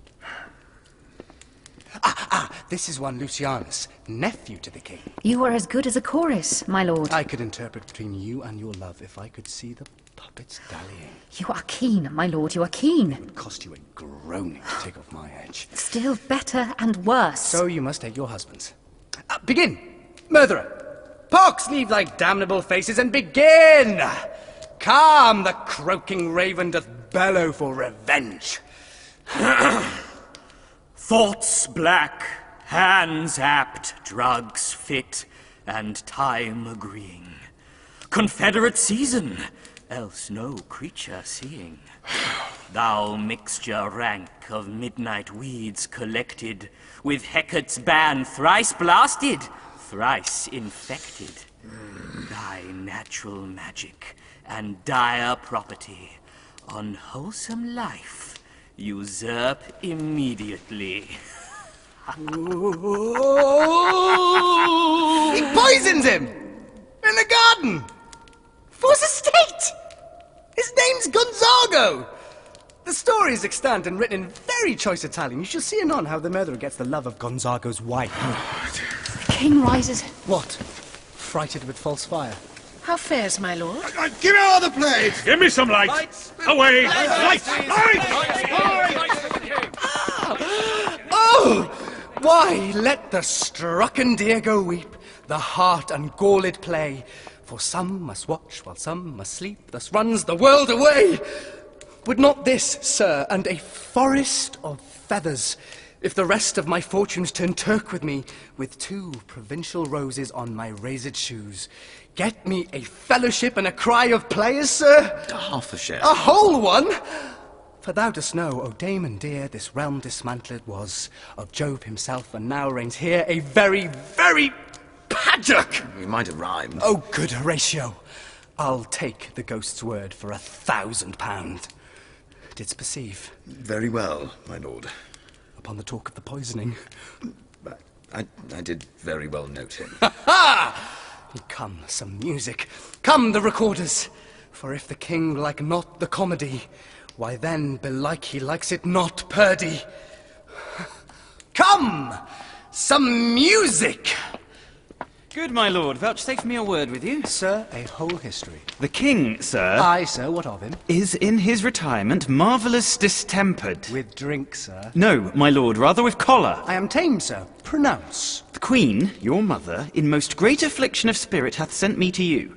You are welcome. Nay, good my lord, this courtesy is not of the right breed. If it shall please you to make me a wholesome answer, I will do your mother's commandment. If not, your pardon and my return shall be the end of my business. Sir, I cannot. What, my lord? Make you a wholesome answer. My wit's diseased. But, sir, such answer is I can make. You shall command, or rather, as you say, my mother. Or therefore no more. But to the matter. My mother, you say? Then thus she says, your behaviour hath struck her into amazement and admiration. Oh, wonderful son that can so astonish a mother. But is there no sequel at the heels of this mother's admiration in part? She desires to speak with you in her closet ere you go to bed. We shall obey, were she 10 times our mother. Have you any further trade with us? My lord, you once did love me. And do still by these pickers and stealers. Good, my lord. Oh, what is your cause of distemper? You do surely bar the door upon your own liberty if you deny your griefs to your friend. Sir, I lack advancement. How can that be when you have the voice of the king himself for your succession in Denmark? Aye, sir, but while the grass grows... the proverb is something musty. Aha! Ooh! Oh, the recorders! Oh, let me see one. To withdraw with you. Why do you go about to recover the wind of me, as if you would drive me into a toil? Oh, my lord, if my duty be too bold, my love is too unmannerly. I do not well understand that. Will you play upon this pipe? My lord, I cannot. I pray you. I know no touch of it, my lord. It is as easy as lying.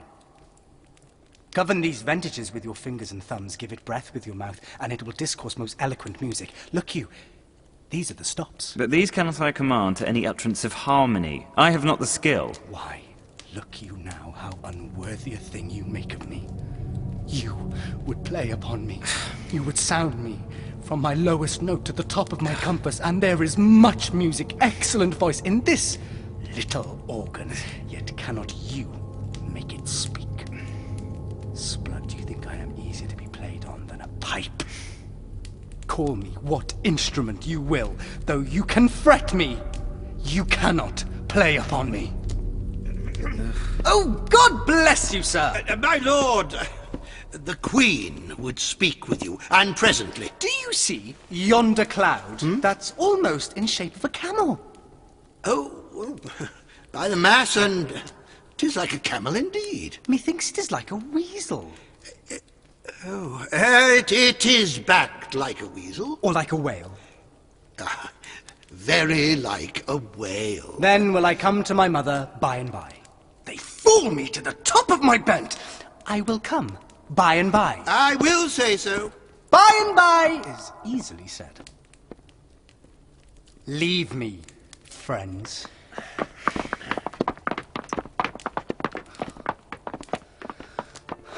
'Tis now the very witching time of night, when churchyards yawn and hell itself breathes out contagion to this world. Now could I drink hot blood and do such bitter business as the day would quake to look on. Soft. Now to my mother. O heart, lose not thy nature. Let not ever the soul of Nero enter this firm bosom. Let me be cruel, not unnatural. I will speak daggers to her, but use none. My tongue and soul in this be hypocrites. How in my words somever she be shent, to give them seals never my soul consent.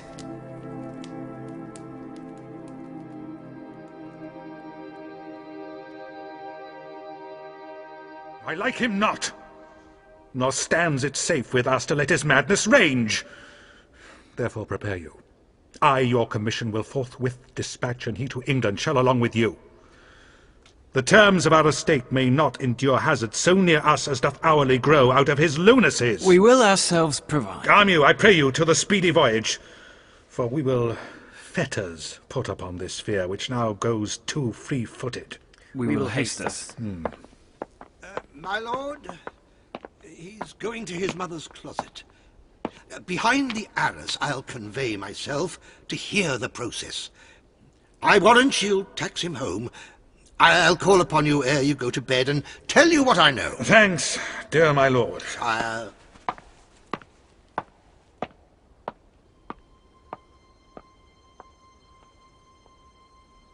Oh, my offence is rank. It smells to heaven. It hath the primal eldest curse upon it, a brother's murther. Pray can I not? Though inclination be as sharp as will, my stronger guilt defeats my strong intent, and like a man to double business bound, I stand in pause what I should first begin, and both neglect. What if this cursed hand were thicker than itself with brother's blood? Is there not rain enough in the sweet heavens to wash it white as snow? Whereto serves mercy but to confront the visage of offence? My fault is past. But oh, what form of prayer can serve my turn? Forgive me my foul murder! That cannot be, since I am still possessed of those effects for which I did the murder, my crown, mine own ambition, and my queen. May one be pardoned and retain the offence? In the corrupt currents of this world, offence's gilded hand may shove by justice, and oft 'tis seen the wicked prize itself buys out the law. But 'tis not so above. Oh, wretched state! Oh, bosom, black as death! O limed soul that, struggling to be free, art more engaged! Help, angels! Make essay! Bow, stubborn knees, and heart with strings of steel be soft as sinews of the new-born babe. All may be well. Now might I do it, Pat? Now he is praying. And now I'll do it. And so he goes to heaven, and so am I revenged. That would be scanned. A villain kills my father, and for that I, his sole son, do this same villain send to heaven? Why? This is hire and salary, not revenge. He took my father grossly full of bread, with all his crimes broad blown, as flush as May, and how his audit stands, who knows, save heaven? But in our circumstance and course of thought is heavy with him. And am I then revenged to take him in the purging of his soul, when he is fit and seasoned for his passage? No. Up, sword, and know thou a more horrid hint. When he is drunk asleep, or in his rage, or in the incestuous pleasure of his bed, at gaming, swearing, or about some act that has no relish of salvation in't, then trip him, that his heels may kick at heaven, and that his soul may be as damned and black as hell whereto it goes. My mother stays. This physic but prolongs thy sickly days.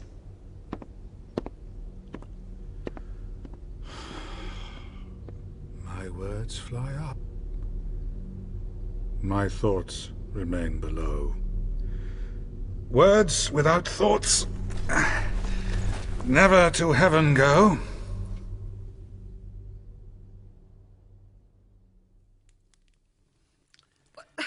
He will come straight. Look you lay home to him. Tell him his pranks have been too broad to bear with, and that your grace has screened and stood between much heat and him. But I'll silence me even here.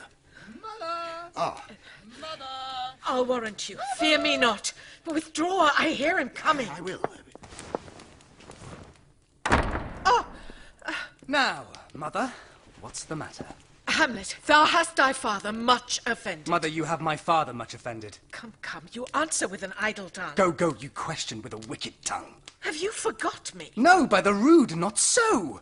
You are the queen, your husband's brother's wife. And, would it were not so, you are my mother.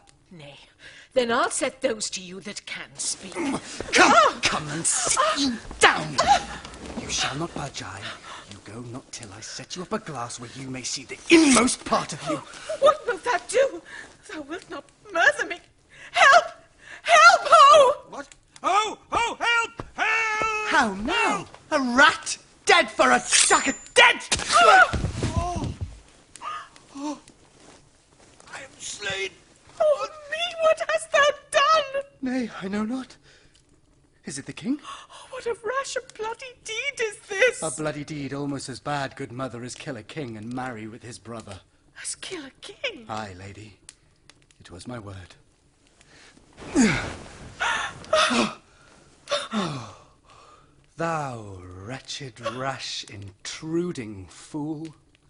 Farewell. I took thee for thy better. Take thy fortune. Thou find'st to be too busy is some danger. Oh, leave wringing of your hands.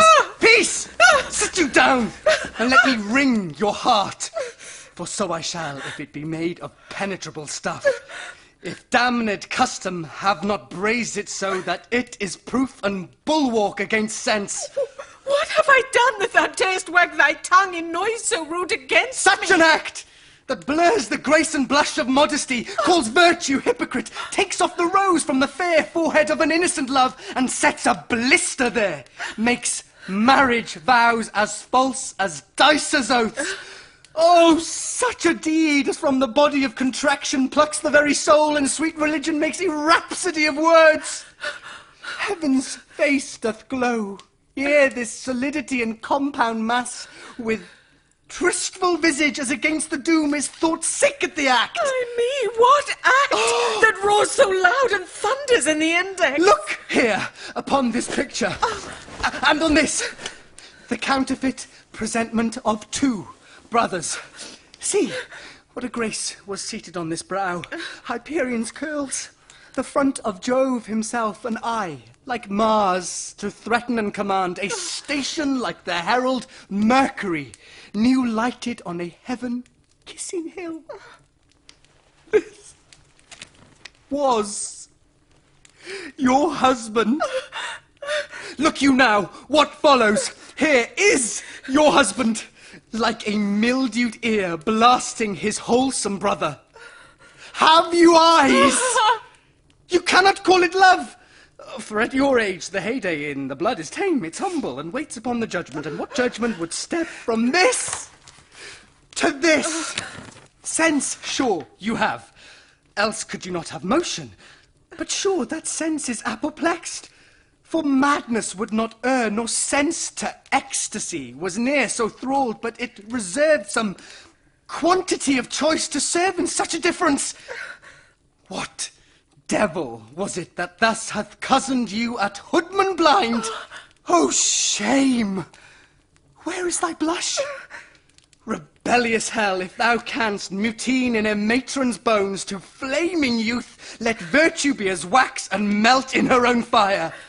Proclaim no shame when the compulsive ardour gives the charge, since frost itself as actively doth burn, and reason panders will. Oh, Hamlet, speak no more.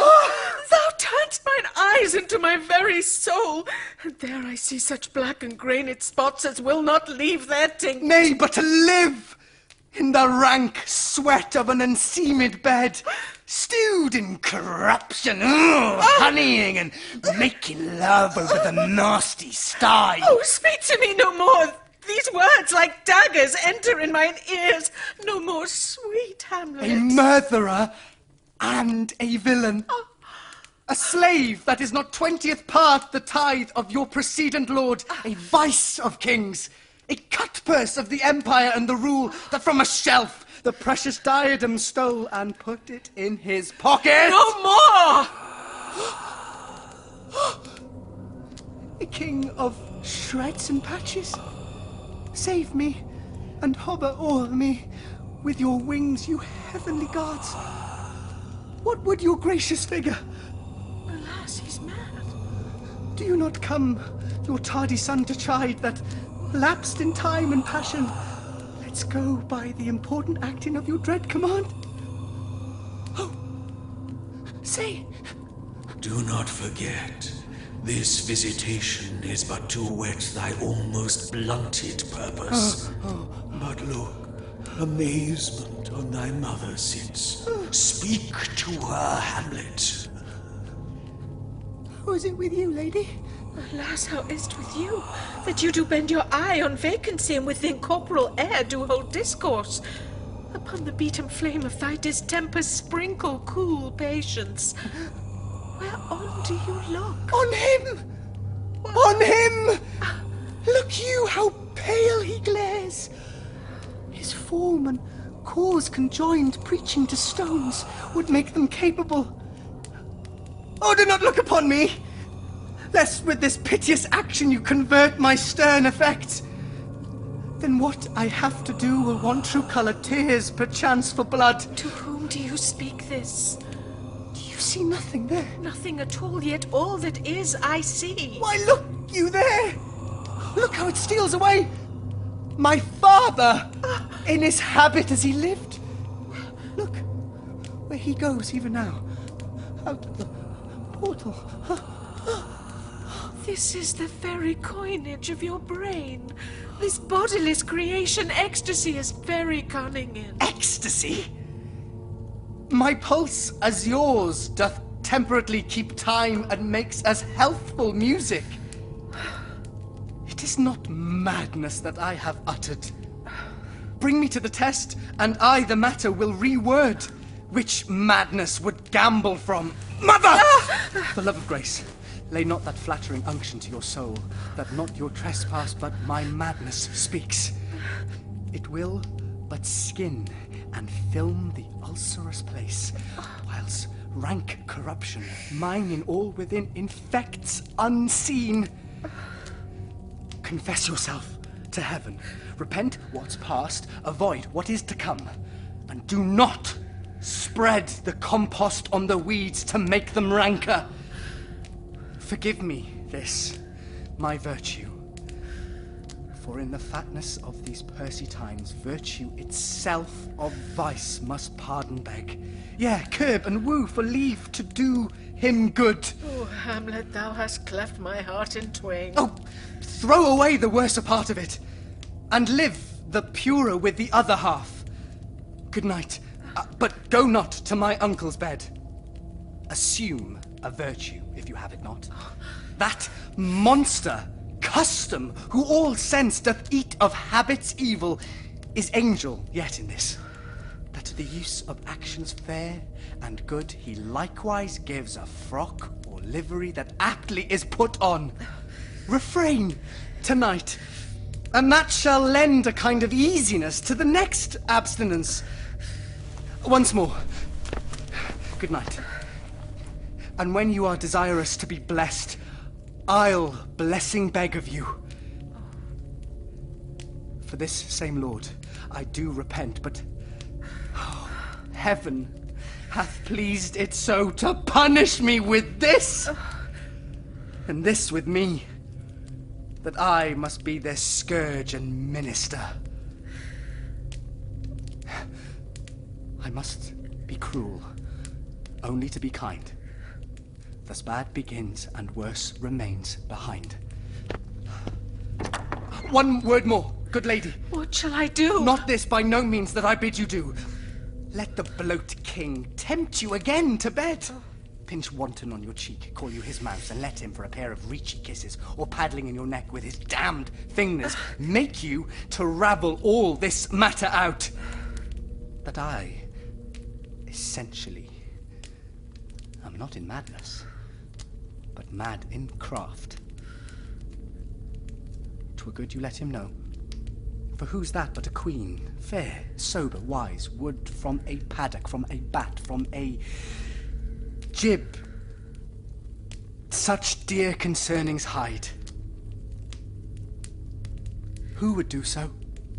Be thou assured, if words be made of breath and breath of life, I have no life to breathe what thou hast said to me.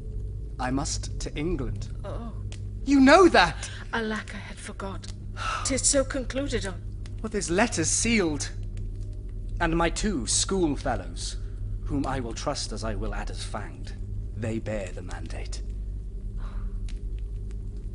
Let it work, for 'tis the sport to have the engineer hoist with his own petard, and shall go hard, but I will delve 1 yard below their mines and blow them at the moon.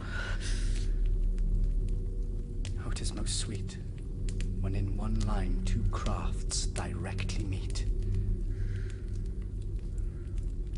This man shall set me packing.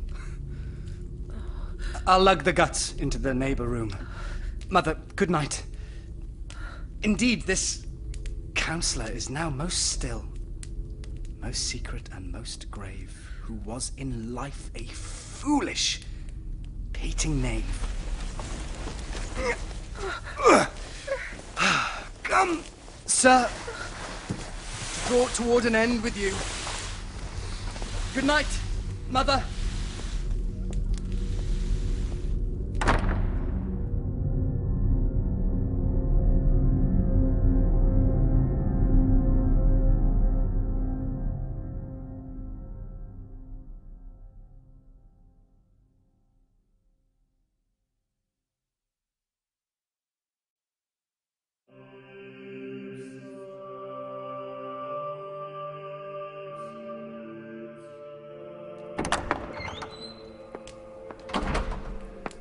Where is your son? Ah, mine own lord, what have I seen tonight? What, Gertrude? How does Hamlet? Mad as the sea and wind when both contend which is the mightier.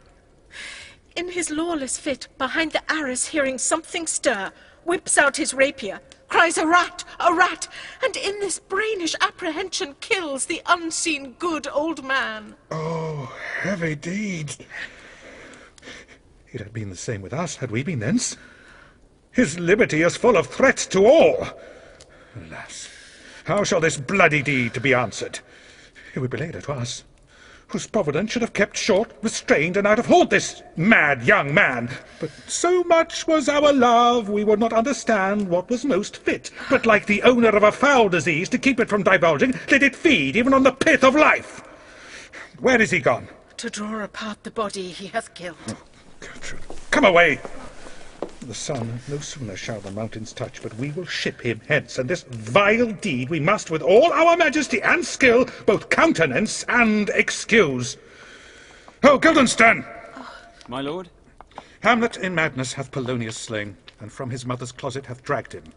Go, seek him out, speak fair, and bring the body into the chapel. I pray you haste in this. Come, Gertrude. We'll call up our wisest friends and let them know both what we mean to do and what's untimely done. So haply slander, whose whisper o'er the world's diameter as level as the cannon to his blank transports his poisoned shot, may miss our name and hit the woundless air. Oh, come away! My soul is full of discord and dismay.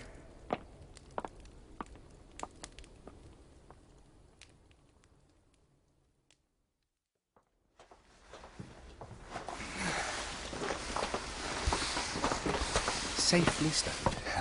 Hamlet! Lord Hamlet! Lord Hamlet! But soft, what noise? Who calls on Hamlet? Oh, what have you done, my lord, with the dead body? Compounded it with dust whereto 'tis kin. Tell us where 'tis, that we may take it thence and bear it to the chapel. Do not believe it. Believe what? That I can keep your counsel and not mine own. Besides, to be demanded of a sponge, what replication should be made by the son of a king? Take you me for a sponge, my lord? Aye, sir, that soaks up the king's countenance, his rewards, his authorities. But such officers do the king best service in the end. He keeps them like an ape in the corner of his jaw, first mouthed, to be last swallowed. When he needs what you have gleaned, it is but squeezing you and sponge! You shall be dry again! I understand you not, my lord. I am glad of it. A knavish speech sleeps in a foolish ear. My lord, you must tell us where the body is and go with us to the king. The body is with the king. But the king is not with the body. The king is a thing. A thing, my lord. Of thing. Oh. Bring me to him. Hide fox. And all after!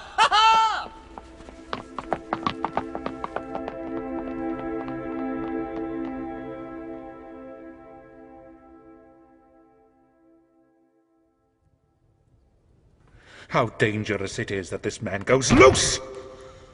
Yet must not we put the strong law on him. He's loved of the distracted multitude who like not in their judgment but their eyes, and where 'tis so, the offender's scourge is weighed, but never the offence. To bear all smooth and even this sudden sending him away must seem deliberate pause. How now? Oh, what hath befallen? Where the dead body is bestowed, my lord, we cannot get from him. Bring him before us. Oh, Guildenstern! Bring in my lord. Now, Hamlet, where's Polonius? At supper. At supper? Where? Not where he eats, but where he is eaten. A certain convocation of politic worms are e'en at him.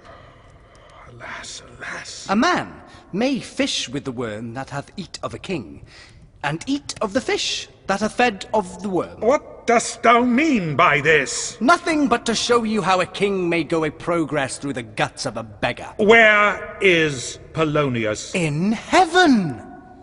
Send thither to see. If your messenger find him not there, seek him in the other place yourself. But, indeed, if you find him not within this month, you shall nose him as you go up the stair into the lobby. Go. Seek him there. He will stay till you come. Hamlet, this deed, for thine especial safety, which we do tender as we dearly grieve for that which thou hast done, must send thee hence with fiery quickness. Therefore, prepare thyself. The bark is ready, and the wind at help. The associates turned, and everything is bent for England. For England? Aye, Hamlet. Good. So is it, if thou knewest our purpose. I see a cherub that sees them. But come! For England! Follow him at foot. Tempt him with speed aboard. Delay it not. Pray you, make haste! And England, if my love thou hold'st at aught, and my great power thereof may give thee sense, since yet thy cicatrice looks red and raw after the Danish sword, and thy free oar play homage to us, thou mayst not coldly set our sovereign process, which imports at full, by letters congruing to that effect, the present death of Hamlet. Do it, England. For like the hectic in my blood, he rages, and thou must cure me. Till I know 'tis done, howe'er my haps, my joys were ne'er begun.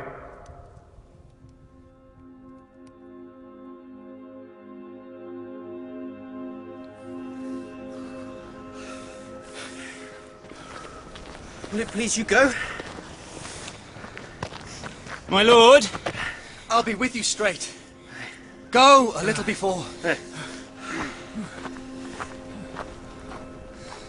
How all occasions do inform against me and spur my dull revenge. What is a man, if his chief good and market of his time be but to sleep and feed? A beast no more. Sure, he that made us with such large discourse, looking before and after, gave us not that capability and godlike reason to fust in us unused. Now, whether it be bestial oblivion or some craven scruple of thinking too precisely of the event, a thought which, quartered, hath but one part wisdom, and ever three parts coward, I do not know why yet I live to say this thing's to do, sith I have cause and will and strength and means to do it. Examples gross as earth exhort me. How stand I then, that have a father killed, a mother stained excitements of my reason and my blood, and let all sleep? Oh, from this time forth, my thoughts be bloody, or be nothing worth.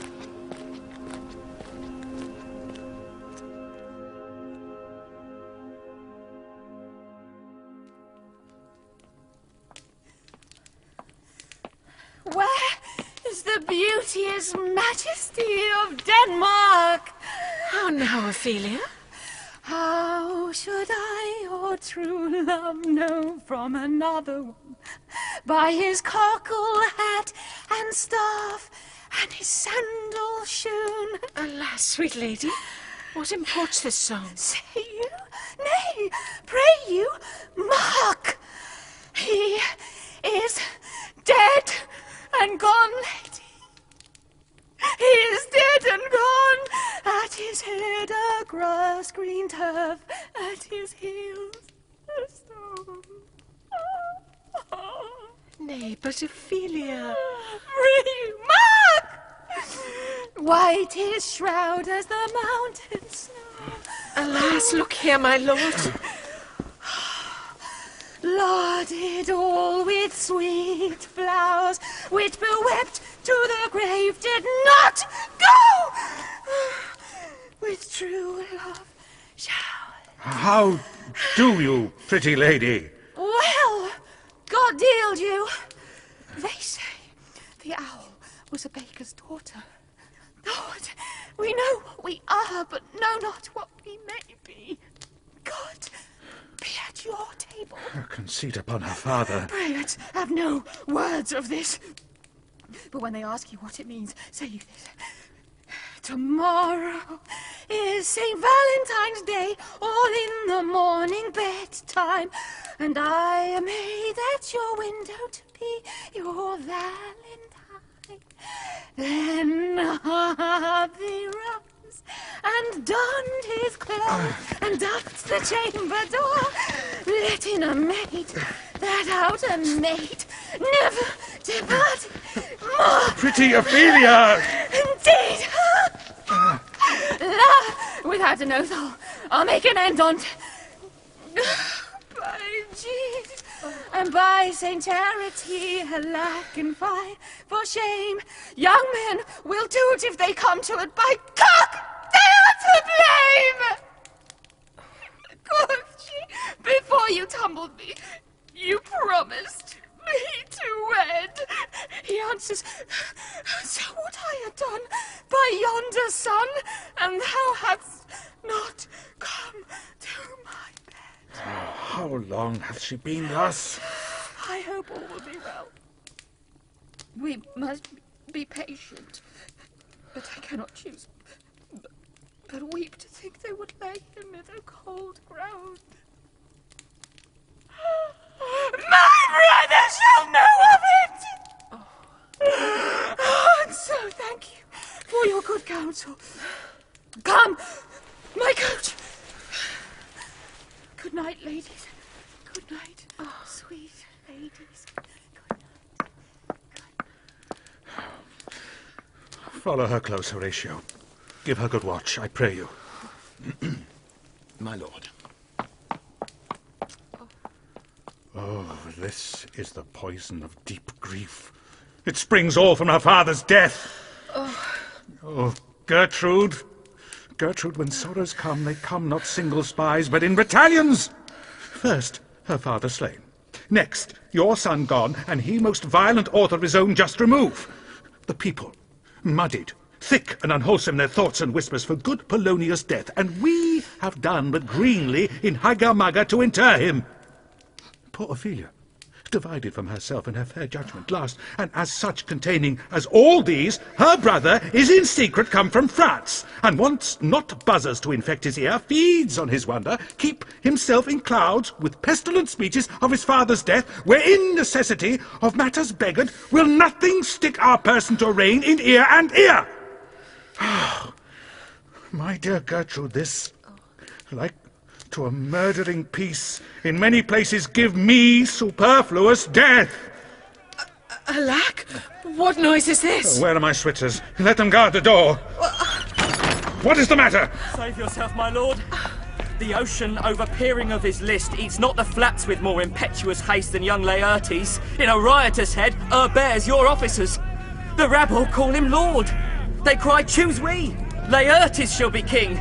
Caps, hands, and tongues applaud it to the clouds. Laertes shall be king. Laertes king. Doors are broke. Where is this king? Sirs, stand you all without. Oh, thou vile king. Give me my father. Calmly, good Laertes. That drop of blood that's calm proclaims me bastard. cries cuckold to my father, brands the harlot, even here between the chaste unsmirched brows of my true mother. What is the cause, Laertes, that thy rebellion looks so giant-like? Let him go, Gertrude. Tell me, Laertes, why thou art thus incensed. Let him go, Gertrude. Speak, man. Where is my father? Dead. But not by him. Let him demand his fill. How came he dead? I'll not be juggled with. To hell allegiance, vows to the blackest devil, conscience and grace to the profoundest pit. I dare damnation. To this point I stand, that both the world I give to negligence, let come what comes. Only I'll be revenged most thoroughly for my father. Good Laertes, if you desire to know the certainty of your dear father's death, it's writ in your revenge the sweepstake will draw both friend and foe, winner and loser. None but his enemies. Will you know them then? To his good friends thus wide I'll ope my arms, and like the kind life-rendering pelican, repast them with my blood. Why, now you speak like a good child and a true gentleman. That I am guiltless of your father's death, and am most sensibly in grief for it, it shall as level to your judgment pierce as day does to your eye. How now? What is that noise? By heaven, thy madness shall be paid by weight, till our scale turn the beam, O Rose of May. Dear maid, kind sister, sweet Ophelia. Oh heavens, is it possible a young maid's wits should be as mortal as an old man's life? Nature is fine in love, and where 'tis fine, it sends some precious instance of itself after the thing it loves. Bore him bare, faced on the bier, hey nonny, nonny, nonny, hey nonny, and in his grave rained many a tear. Fare you well, my dove. Hadst thou thy wits and didst persuade revenge, it could not move thus. You must sing a down, and you call him a down, a down. Oh, how the wheel becomes it! It is the false steward that stole his master's daughter. This nothing's more than matter. There's rosemary. That's for remembrance. Pray you, love, remember. And there is pansies. That's for thought. A document in madness, thoughts and remembrance fitted. There's fennel for you, and columbines. Oh, that's rue for you, and here's some for me. We may call it a herb of grace Sundays. Oh, you must wear your rue with a difference. There's a daisy. I will give you some violets, but they withered all when my father died. They say he made a good end. For Bonnie, sweet Robin is all my joy. Thought and affliction, passion, hell itself.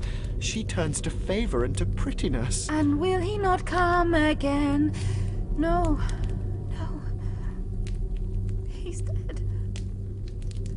Go to thy deathbed. He never will come again. And of all Christian souls, I pray God be with you. Do you see this, oh God? Laertes, I must commune with your grief, or you deny me right. Go but apart. Make choice of whom your wisest friends you will, and they shall hear and judge twixt you and me.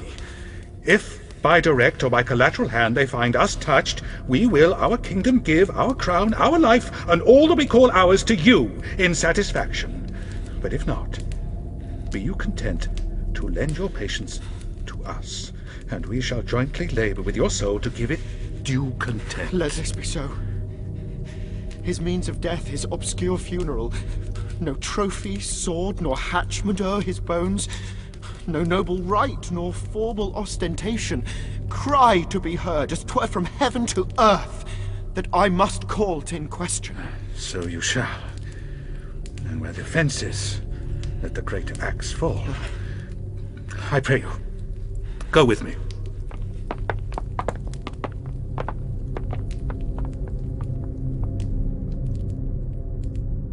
What are they that would speak with me?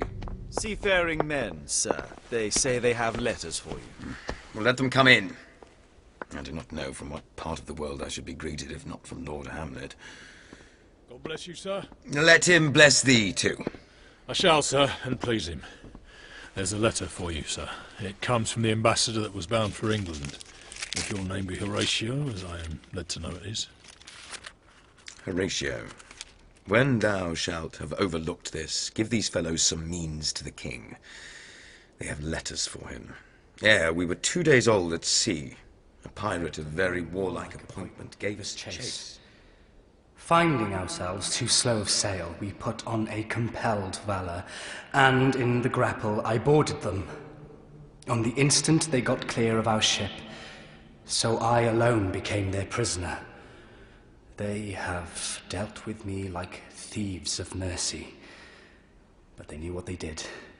I am to do a good turn for them. Let the king have the letters I have sent, and repair thou to me with as much speed as thou wouldst fly death. I have words to speak in thine ear will make thee dumb. Yet are they much too light for the bore of the matter. These good fellows will bring thee where I am. Rosencrantz and Guildenstern hold their course for England. Of them I have much to tell thee. Farewell. He that thou knowest thine, Hamlet. Come, I will give you way for these your letters, and do it the speedier that you may direct me to him from whom you brought them.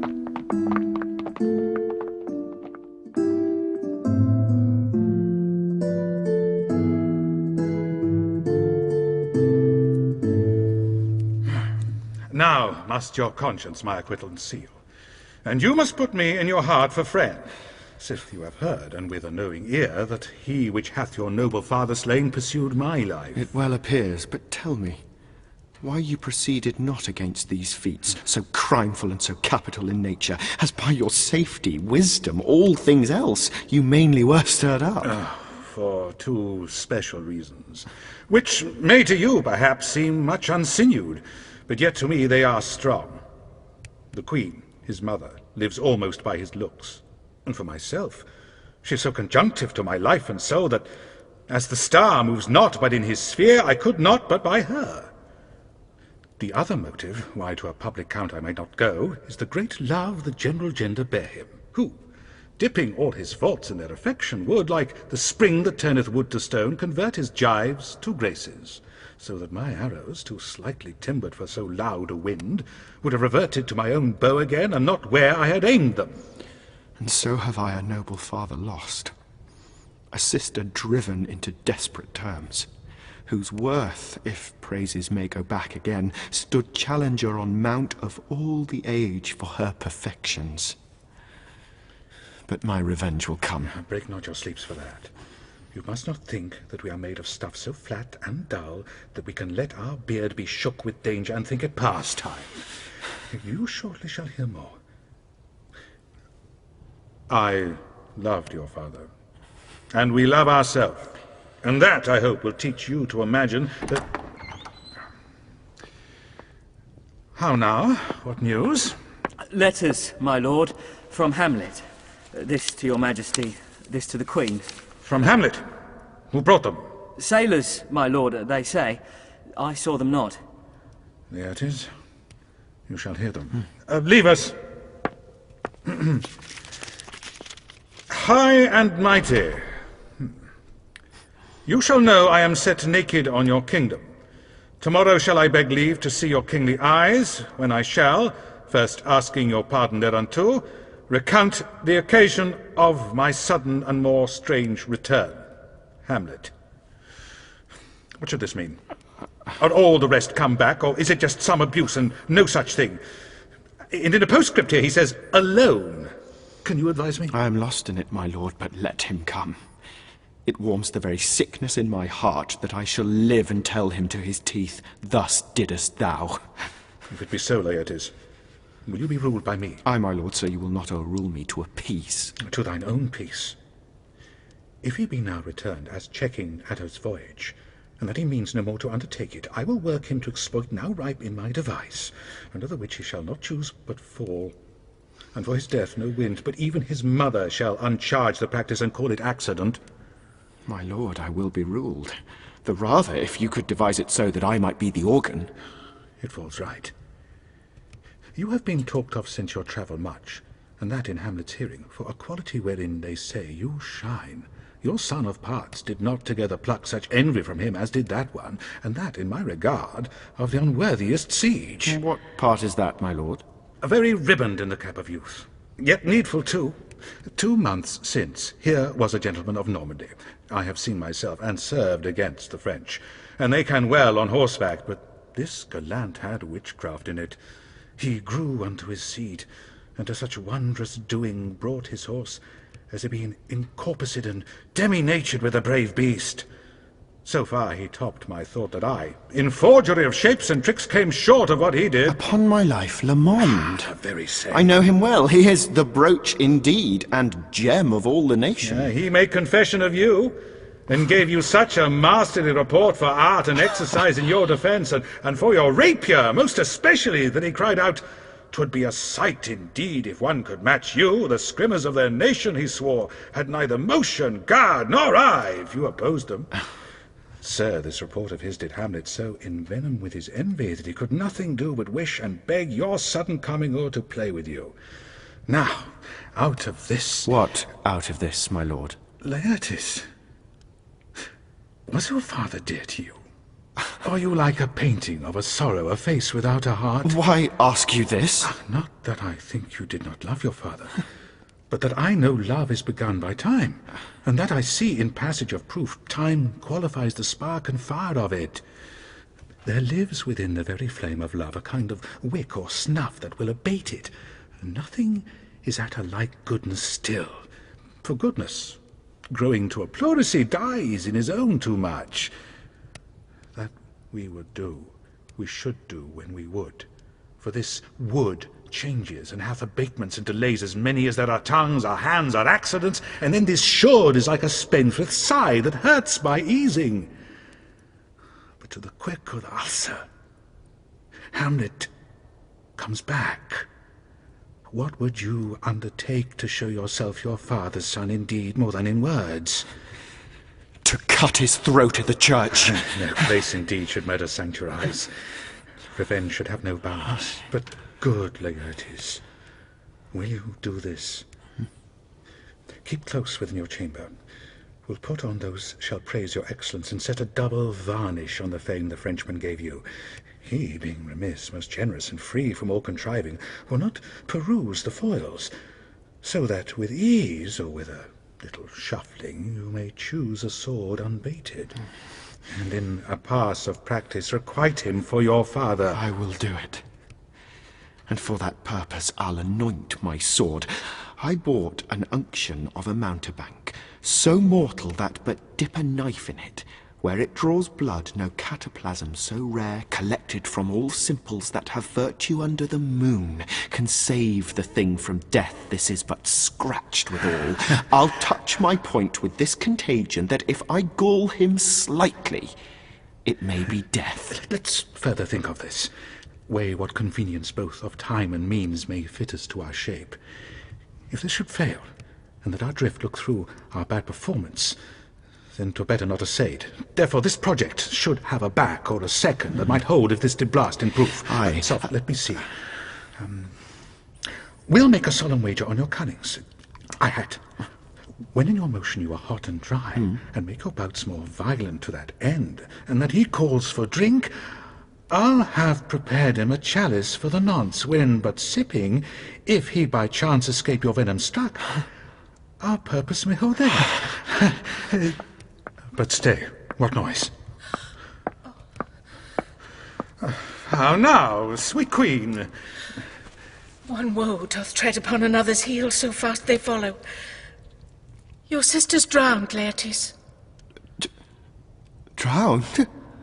Oh, where? There is a willow grows aslant a brook that shows his hoar leaves in the glassy stream. There with fantastic garlands did she come, of crowflowers, nettles, daisies, and long purples. There on the pendant boughs, her coronet weeds clambering to hang, an envious sliver broke, when down her weedy trophies and herself fell in the weeping brook. Her clothes spread wide, and mermaid-like a while they bore her up, Which time she chanted snatches of old tunes, as one incapable of her own distress, or like a creature native and endued unto that element. But long it could not be, till that her garments, heavy with their drink, pulled the poor wretch from her melodious lay to muddy death. Alas, then she is drowned. Drowned. Drowned. Too much of water hast thou, poor Ophelia, and therefore I forbid my tears. But yet, it is our trick nature her custom holds. Let shame say what it will. When these are gone, the woman will be out. Adieu, my lord. I have a speech of fire that fain would blaze, but that this folly doubts it. Let's follow Gertrude. How much I had to do to calm his rage. Now fear I this will give it start again. Therefore let's follow.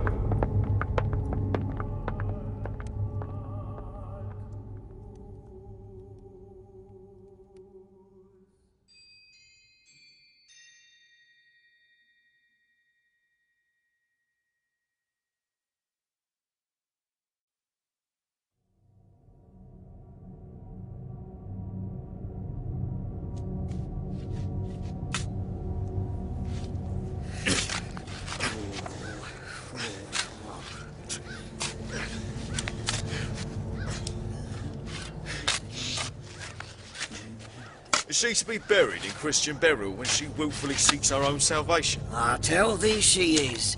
Therefore, make her grave straight. The crowner hath sat on her, and finds it Christian burial. Well, how can that be, unless she drowned herself in her own defence? Why, 'tis found so. It must be say offendendo, it cannot be else. For here lies the point. If I drown myself wittingly, it argues an act, and an act hath three branches. It is to act, to do, and to perform. Argal, she drowned herself wittingly. Oh, nay, but hear you, good man Delver. Oh, give me leave. Here lies the water, good. Here stands the man, good. If the man go to this water and drown himself, it is, willy-nilly, he goes, mark you that. But if the water come to him and drown him, he drowns not himself. Argal, he that is not guilty of his own death shortens not his own life. But is this law? Aye, marry, it's coroner's quest law. Will you have the truth, and if this had not been a gentlewoman, she should have been buried out a Christian burial? Why, there thou say'st. And the more pity that great folk should have the countenance in this world to drown and hang themselves more than they're even christened. Come, my spade, there is no ancient gentleman but gardeners, ditchers, and grave makers. They hold up Adam's profession. Was he a gentleman? That was the first that ever bore arms. Why, he had none. What, art a heathen? How dost thou understand the scripture? The scripture says Adam digged. Could he dig without arms? I'll put another question to thee. If thou answerest me not to the purpose, confess thyself. Go to. What is he that builds stronger than either the mason, the shipwright, or the carpenter? The gallows maker, for that frame outlives 1,000 tenants. I like thy wit well, in good faith. The gallows does well, but how does it well? It does well to those that do ill. Now, thou dost ill to say the gallows is built stronger than the church. Argal, the gallows may do well to thee. To it again, come. Who builds stronger than a mason, a shipwright, or a carpenter? Aye, tell me that and unyoke. Marry, now I can tell. Toot? Oh, mass, I cannot tell. Cudgel thy brains no more about it, for your dull ass will not mend his pace with beating. And when you are asked this question next, say, a grave maker. Huh? The houses he makes last... Till doomsday! Go. Get thee to your and fetch me a stoop of liquor.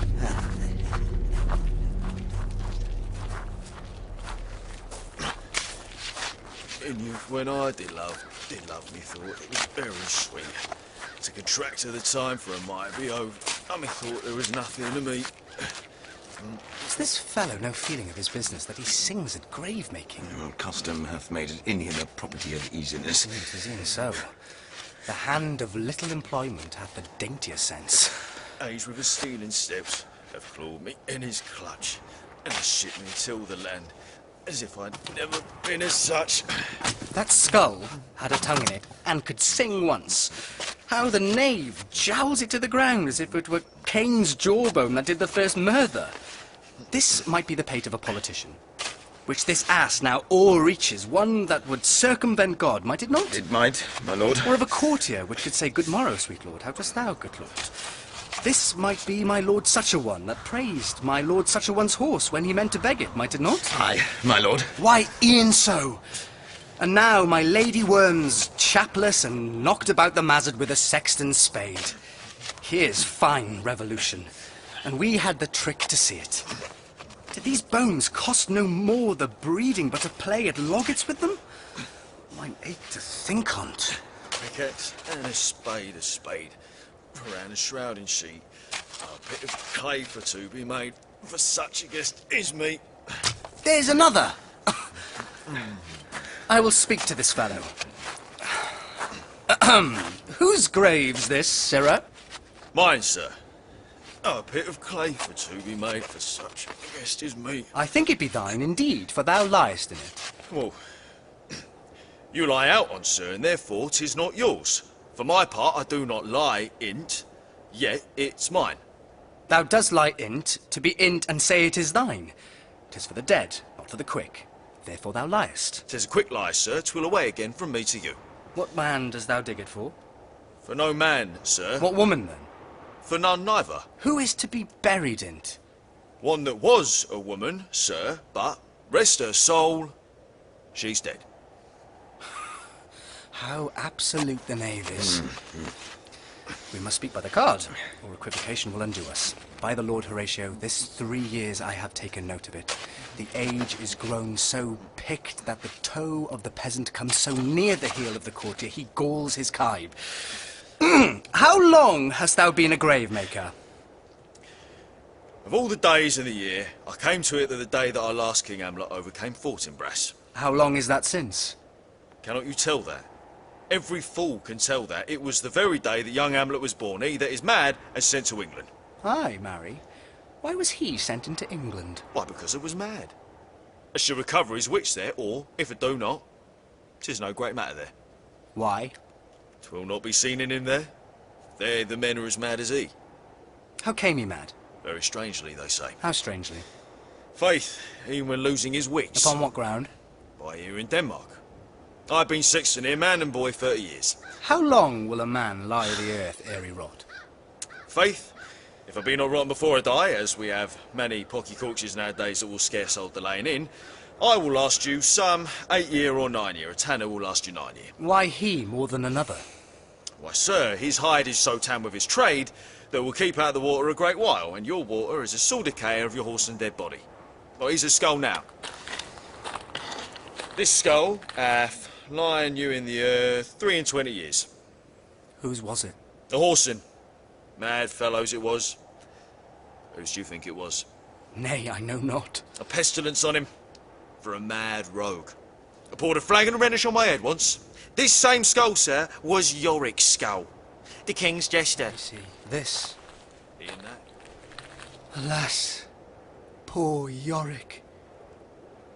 I knew him, Horatio, a fellow of infinite jest, of most excellent fancy. He hath borne me on his back 1,000 tunes. And now how abhorred in my imagination it is. My gorge rises at it. Here hung those lips that I have kissed I know not how oft. Ah, where be your jibes now, your gambols, your songs, your flashes of merriment that were wont to set the table on a roar? Not one now to mock your own grinning. Quite chapfallen.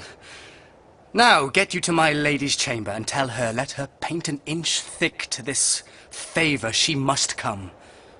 Make her laugh at that. Prithee, Horatio, tell me one thing. What's that, my lord? Dost thou think Alexander looked o'er this fashion in the earth? E'en so. And smelt so. E'en so, my lord. To what base uses we may return, Horatio? Why may not imagination trace the noble dust of Alexander till he find it stopping a bunghole? 'Twere to consider too curiously to consider so. No, faith, not a jot. But to follow him thither with modesty enough and likelihood to lead it. As thus Alexander died. Alexander was buried, Alexander returneth into dust. The dust is earth. Of earth we make loam, and why of that loam, whereto he was converted, might they not stop a beer barrel? Imperious Caesar, dead and turned to clay, might stop a hole to keep the wind away. Oh, that that earth which kept the world in awe should patch a wall to expel the winter's flaw. But soft, aside, here comes the king, the queen, the courtiers. Who is this they follow? And with such maimed rites, this doth betoken the course they followed did with desperate hand fordo its own life. 'Twas of some estate. Couch we a while and mark. What ceremony else? That is Laertes, a very noble youth, mark. What ceremony else? Her obsequies have been as far enlarged as we have warranty. Her death was doubtful, and but the great commander sways the order, she should in ground unsanctified have lodged till the last trumpet. For charitable prayers, shards, flints, and pebbles should be thrown on her. Yet here she is allowed her virgin krantz, her maiden strumens, and the bringing home of bell and burial. Must there be no more done? No more be done. We should profane the service of the dead to sing sage requiem and such rest to her as to peace parted souls. Lay her i' the earth, and from her fair and unpolluted flesh may violets spring. I tell thee, churlish priest, a ministering angel shall my sister be when thou liest howling. What? The fair Ophelia? Sweets to the sweet, farewell. I hope thou shouldst have been my Hamlet's wife. I thought thy bride bed to have decked, sweet maid, and not have strewed thy grave. Oh, treble woe, full 10 times treble on that cursed head, whose wicked deed thy most ingenious sense deprived thee of. Hold off the earth a while, till I have caught her once more in mine arms. Now pile your dust upon the quick and dead, till of this flat a mountain you have made, tur-toppled Pelion, or the skyish head of blue Olympus. What is he, whose grief bears such an emphasis, whose phrase of sorrow conjures the wandering stars and makes them stand like wonder-wounded hearers? This is I, Hamlet the Dane. The devil take thy soul! Thou prayest not well! I pray take thy fingers from my throat! For though I am not splenitive and rash, yet have I in me something dangerous, which let thy wisdom fear. Hold off thy hand! Clap that in asunder! Hamlet! Gentlemen! Gentlemen! Good, my lord. Be quiet. Oh. Why, I will fight with him upon this theme until my eyelids will no longer wag. Oh, my son, what theme? I loved Ophelia! 40,000 brothers could not, with all their quantity of love, make up my sum.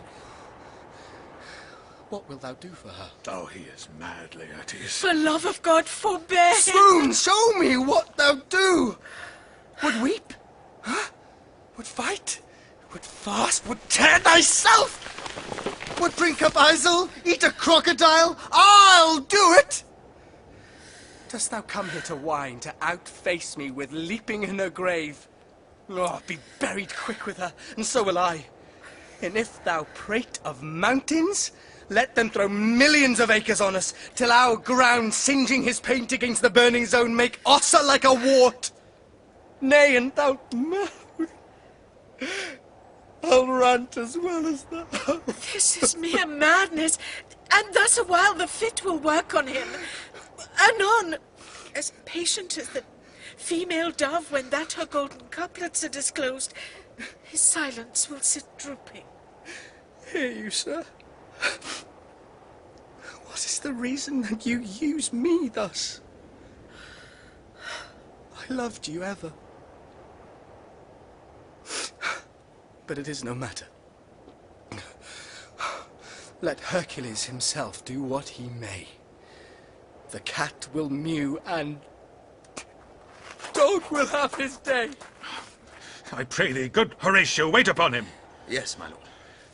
Strengthen your patience in our last night's speech. We'll put the matter to the present push. Good Gertrude, set some watch over your son.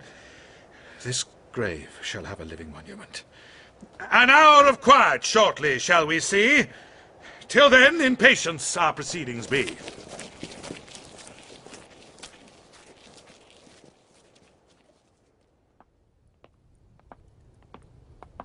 So much for this, sir. Now, shall you see the other? You do remember all the circumstance. Remember it, my lord. Sir, in my heart there was a kind of fighting that would not let me sleep.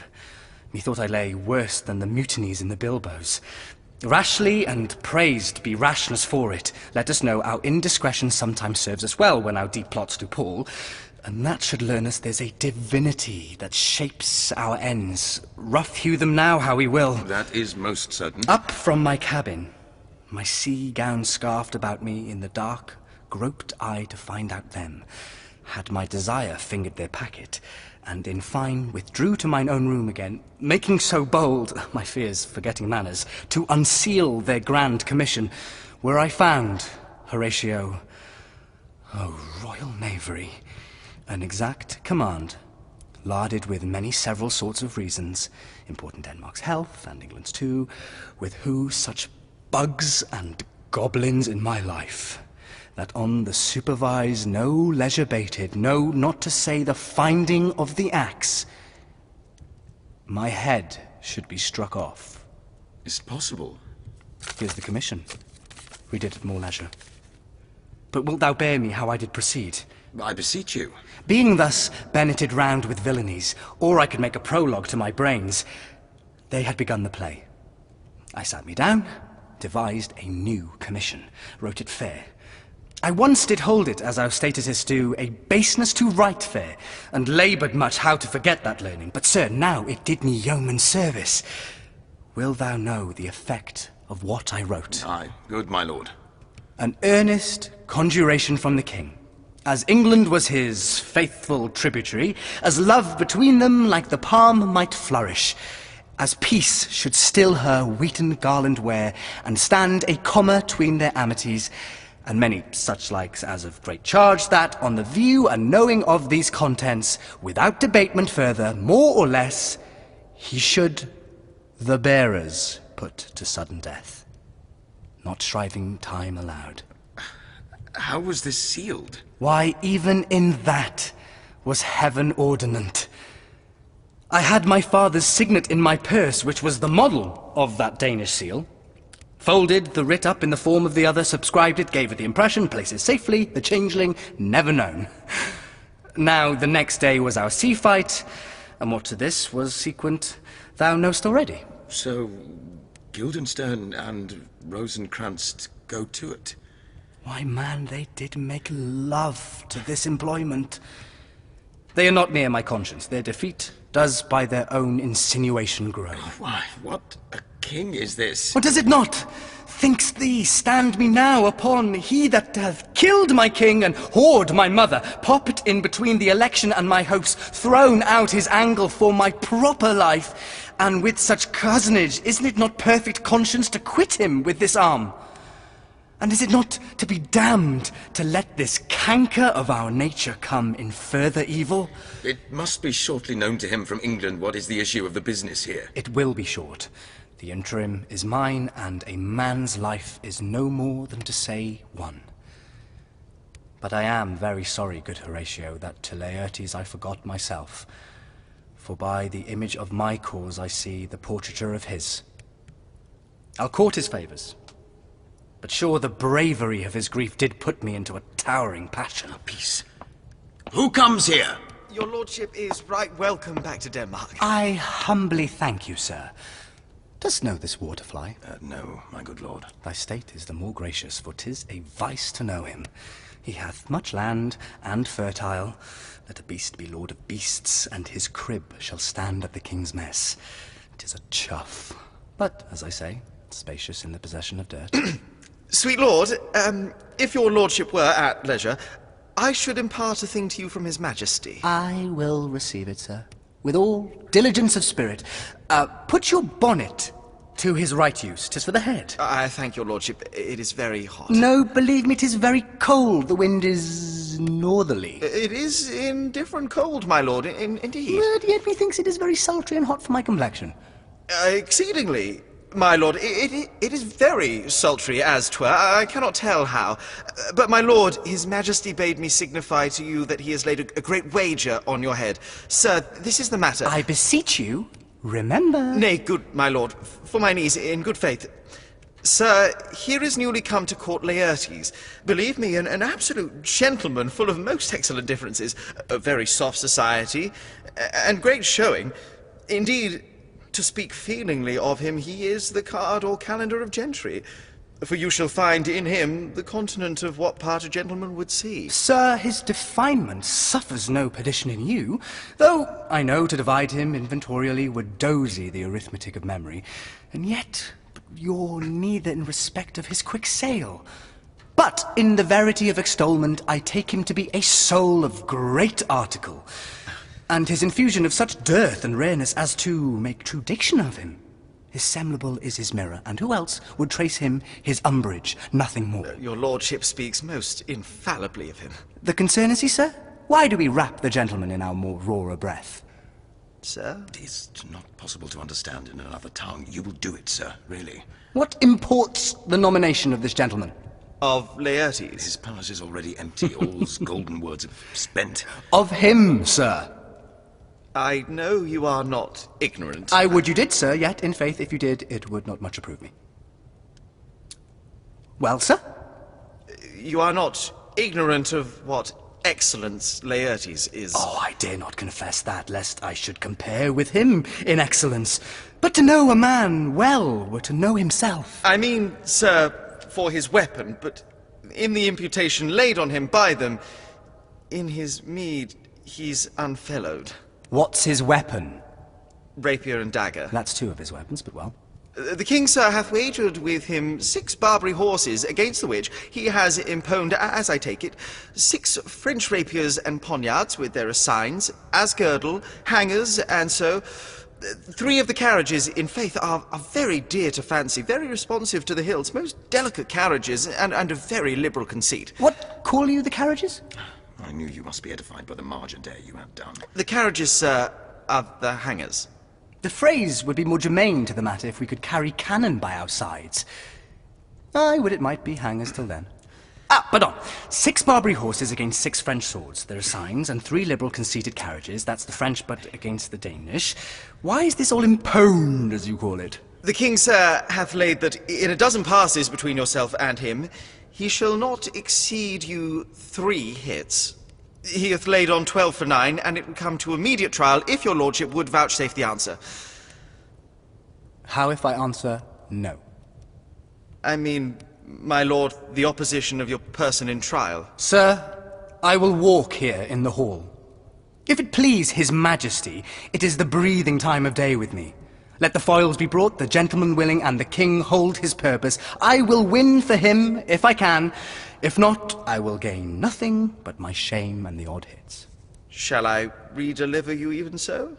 To this effect, sir, after what flourish your nature will. I commend my duty to your lordship. Yours! Yours! Oh, he does well to commend it himself. There are no tongues else for turn. This lapwing runs away with a shell on his head. He did comply with his dug before he sucked it. Thus has he, and many more of the same bevy that I know the drossy age dotes on. Only got the tune of the time and outward habit of encounter.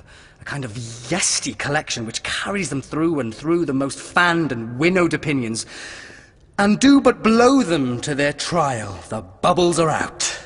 My lord, His Majesty commended him to you by young Osric, who brings back to him that you attend him in the hall.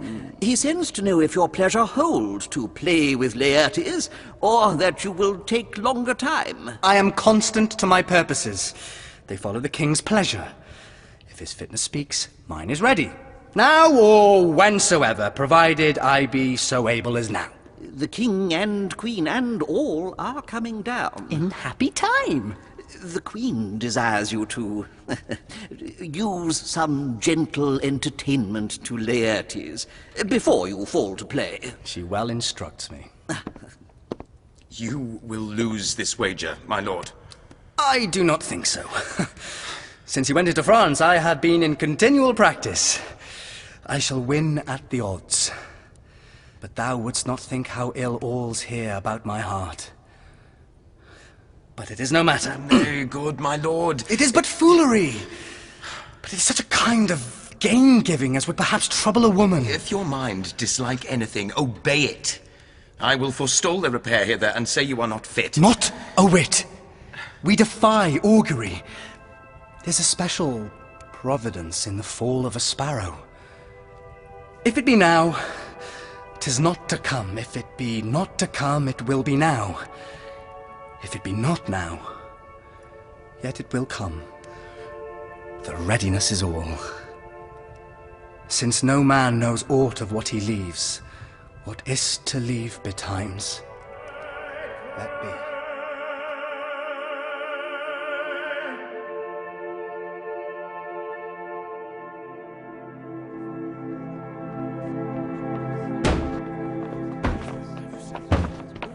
Come, Hamlet. Come, and take Laertes' hand from me. Give me your pardon, sir. I have done you wrong, but pardoned on't as you are a gentleman. This presence knows, and you must needs have heard how I am punished with sore distraction. What I have done, that might your nature, honour, and exception roughly awake, I here proclaim, was madness. Was't Hamlet wronged Laertes? Never Hamlet.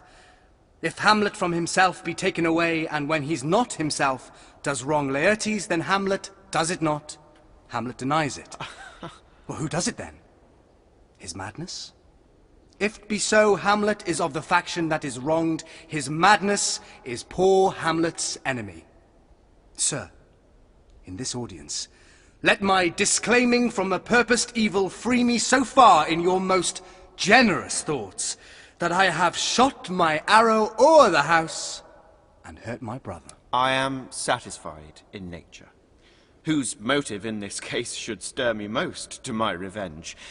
But in my terms of honour, I stand aloof, and will no reconcilement till by some elder masters of known honour I have a voice and precedent of peace to keep my name ungored. But till that time, I do receive your offered love like love, and will not wrong it. I embrace it freely, and will this brother's wager frankly play. Give us the foils. Come on. Come, one for me. I'll be your foil, Laertes. In mine ignorance, your skill shall, like a star in the darkest night, stick fiery off indeed. You mock me, sir? No, by this hand. Give them the foils, young Osric. Cousin Hamlet, you know the wager. Very well, my lord. Your grace has laid the odds on the weaker side. I do not fear it. I've seen you both, but since he is bettered, we have therefore odds. This is too heavy. Let me see another. This likes me well. These foils have all a length? Aye, my good lord. Set me the stoups of wine upon the table. If Hamlet give the first or second it, or quit in answer of the third exchange, let all the battlements their ordnance fire.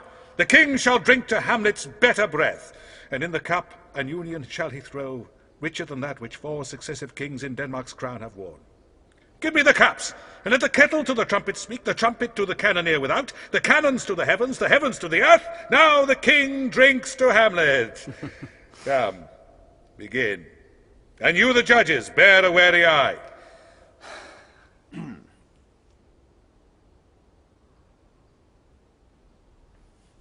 Come on, sir. Come, my lord.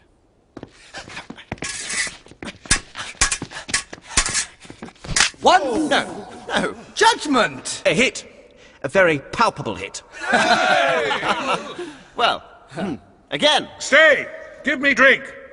Hamlet, this pearl is thine. Here's to thy health. Give him the cup. I'll play this bout first. Set it by a while.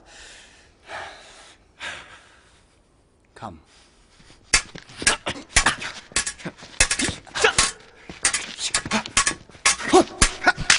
Another hit? What say you? A touch. A touch, I do confess it. Our son shall win. He's fat and scant of breath. Here, Hamlet, take my napkin. Rub thy brows. The queen carouses to thy fortune, Hamlet. Good madam. Gertrude, do not drink. I will, my lord.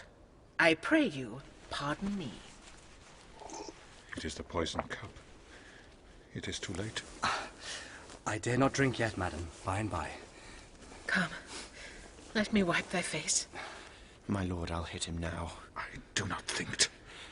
And yet it is almost against my conscience. Come for the third, Laertes. You but dally. Pray, you pass with your best violence. I am afeard you make a wanton of me. Say you so? Come on! What? No!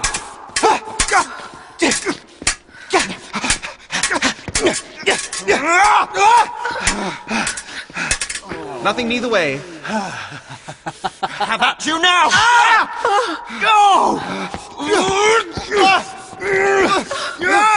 Part them! They are incensed! Nay! Come! Again!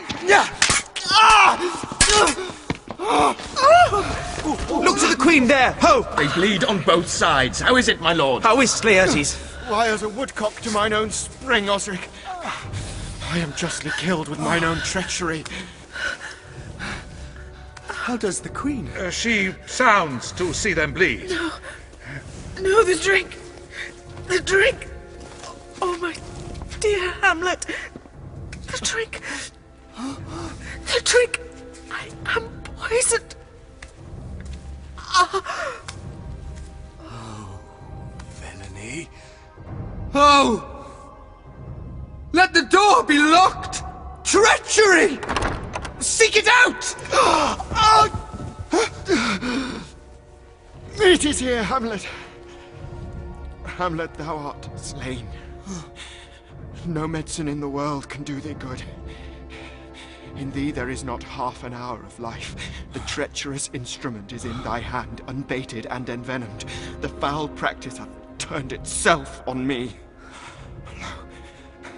Here I lie, never to rise again. Thy mother's poisoned. I can no more. The king. The king's to blame. The point envenomed too. Then, venom to thy work! Treason! Oh, yet defend me, friends! I am but hurt! Here, thou incestuous murderess! Damned Dane!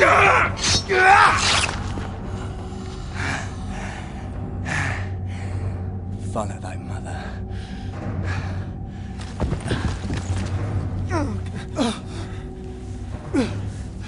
He is justly served.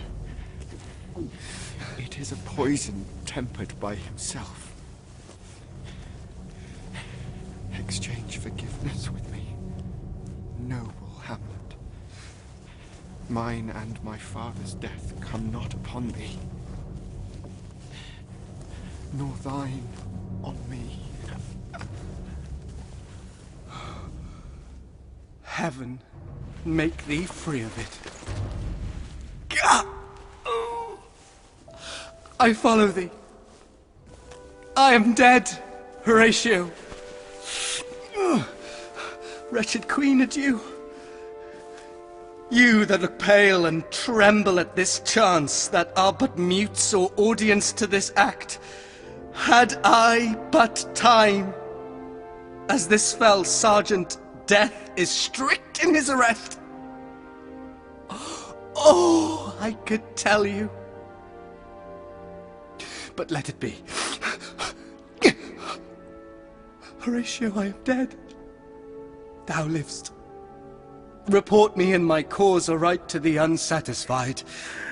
Never believe it. I am more an antique Roman than a Dane. Here's yet some liquor left. As thou art a man, give me the cup! Let go! By heaven, Alhat! Oh, good Horatio. What a wounded name. Things standing thus unknown shall live behind me. If thou didst ever hold me in thy heart, absent thee from felicity a while, and in this harsh world draw thy breath in pain, to tell my story. What warlike noise is this? Young Fortinbras, with conquest come from Poland. To the ambassadors of England gives this warlike volley. Oh, I die, Horatio. The potent poison quite o'ercrows my spirit. I cannot live to hear the news from England, but I do prophesy the election lights on Fortinbras. He has my dying voice. So tell him, with the currents more and less which have solicited, the rest is silence. Now cracks a noble heart. Good night, sweet prince, and flights of angels sing thee to thy... Why does the drum come hither? Where is this sight? What is it you will see? If aught of woe or wonder, cease your search. This quarry cries on havoc. Oh, proud death, what feast is toward in thine eternal cell, that thou so many princes at a shot so bloodily hast struck? The sight is dismal, and our affairs from England come too late. The ears are senseless that should give us bearing to tell him his commandment is fulfilled, that Rosencrantz and Guildenstern are dead. Where should we have our thanks? Not from his mouth had it the ability of life to thank you.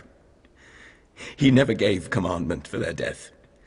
But since so jump upon this bloody question, you from the Polack wars, and you from England, are here arrived, give order that these bodies high on a stage be placed to the view. And let me speak to the yet unknowing world how these things came about. So shall you hear of carnal, bloody, and unnatural acts, of accidental judgments, casual slaughters, of deaths put on by cunning and forced cause.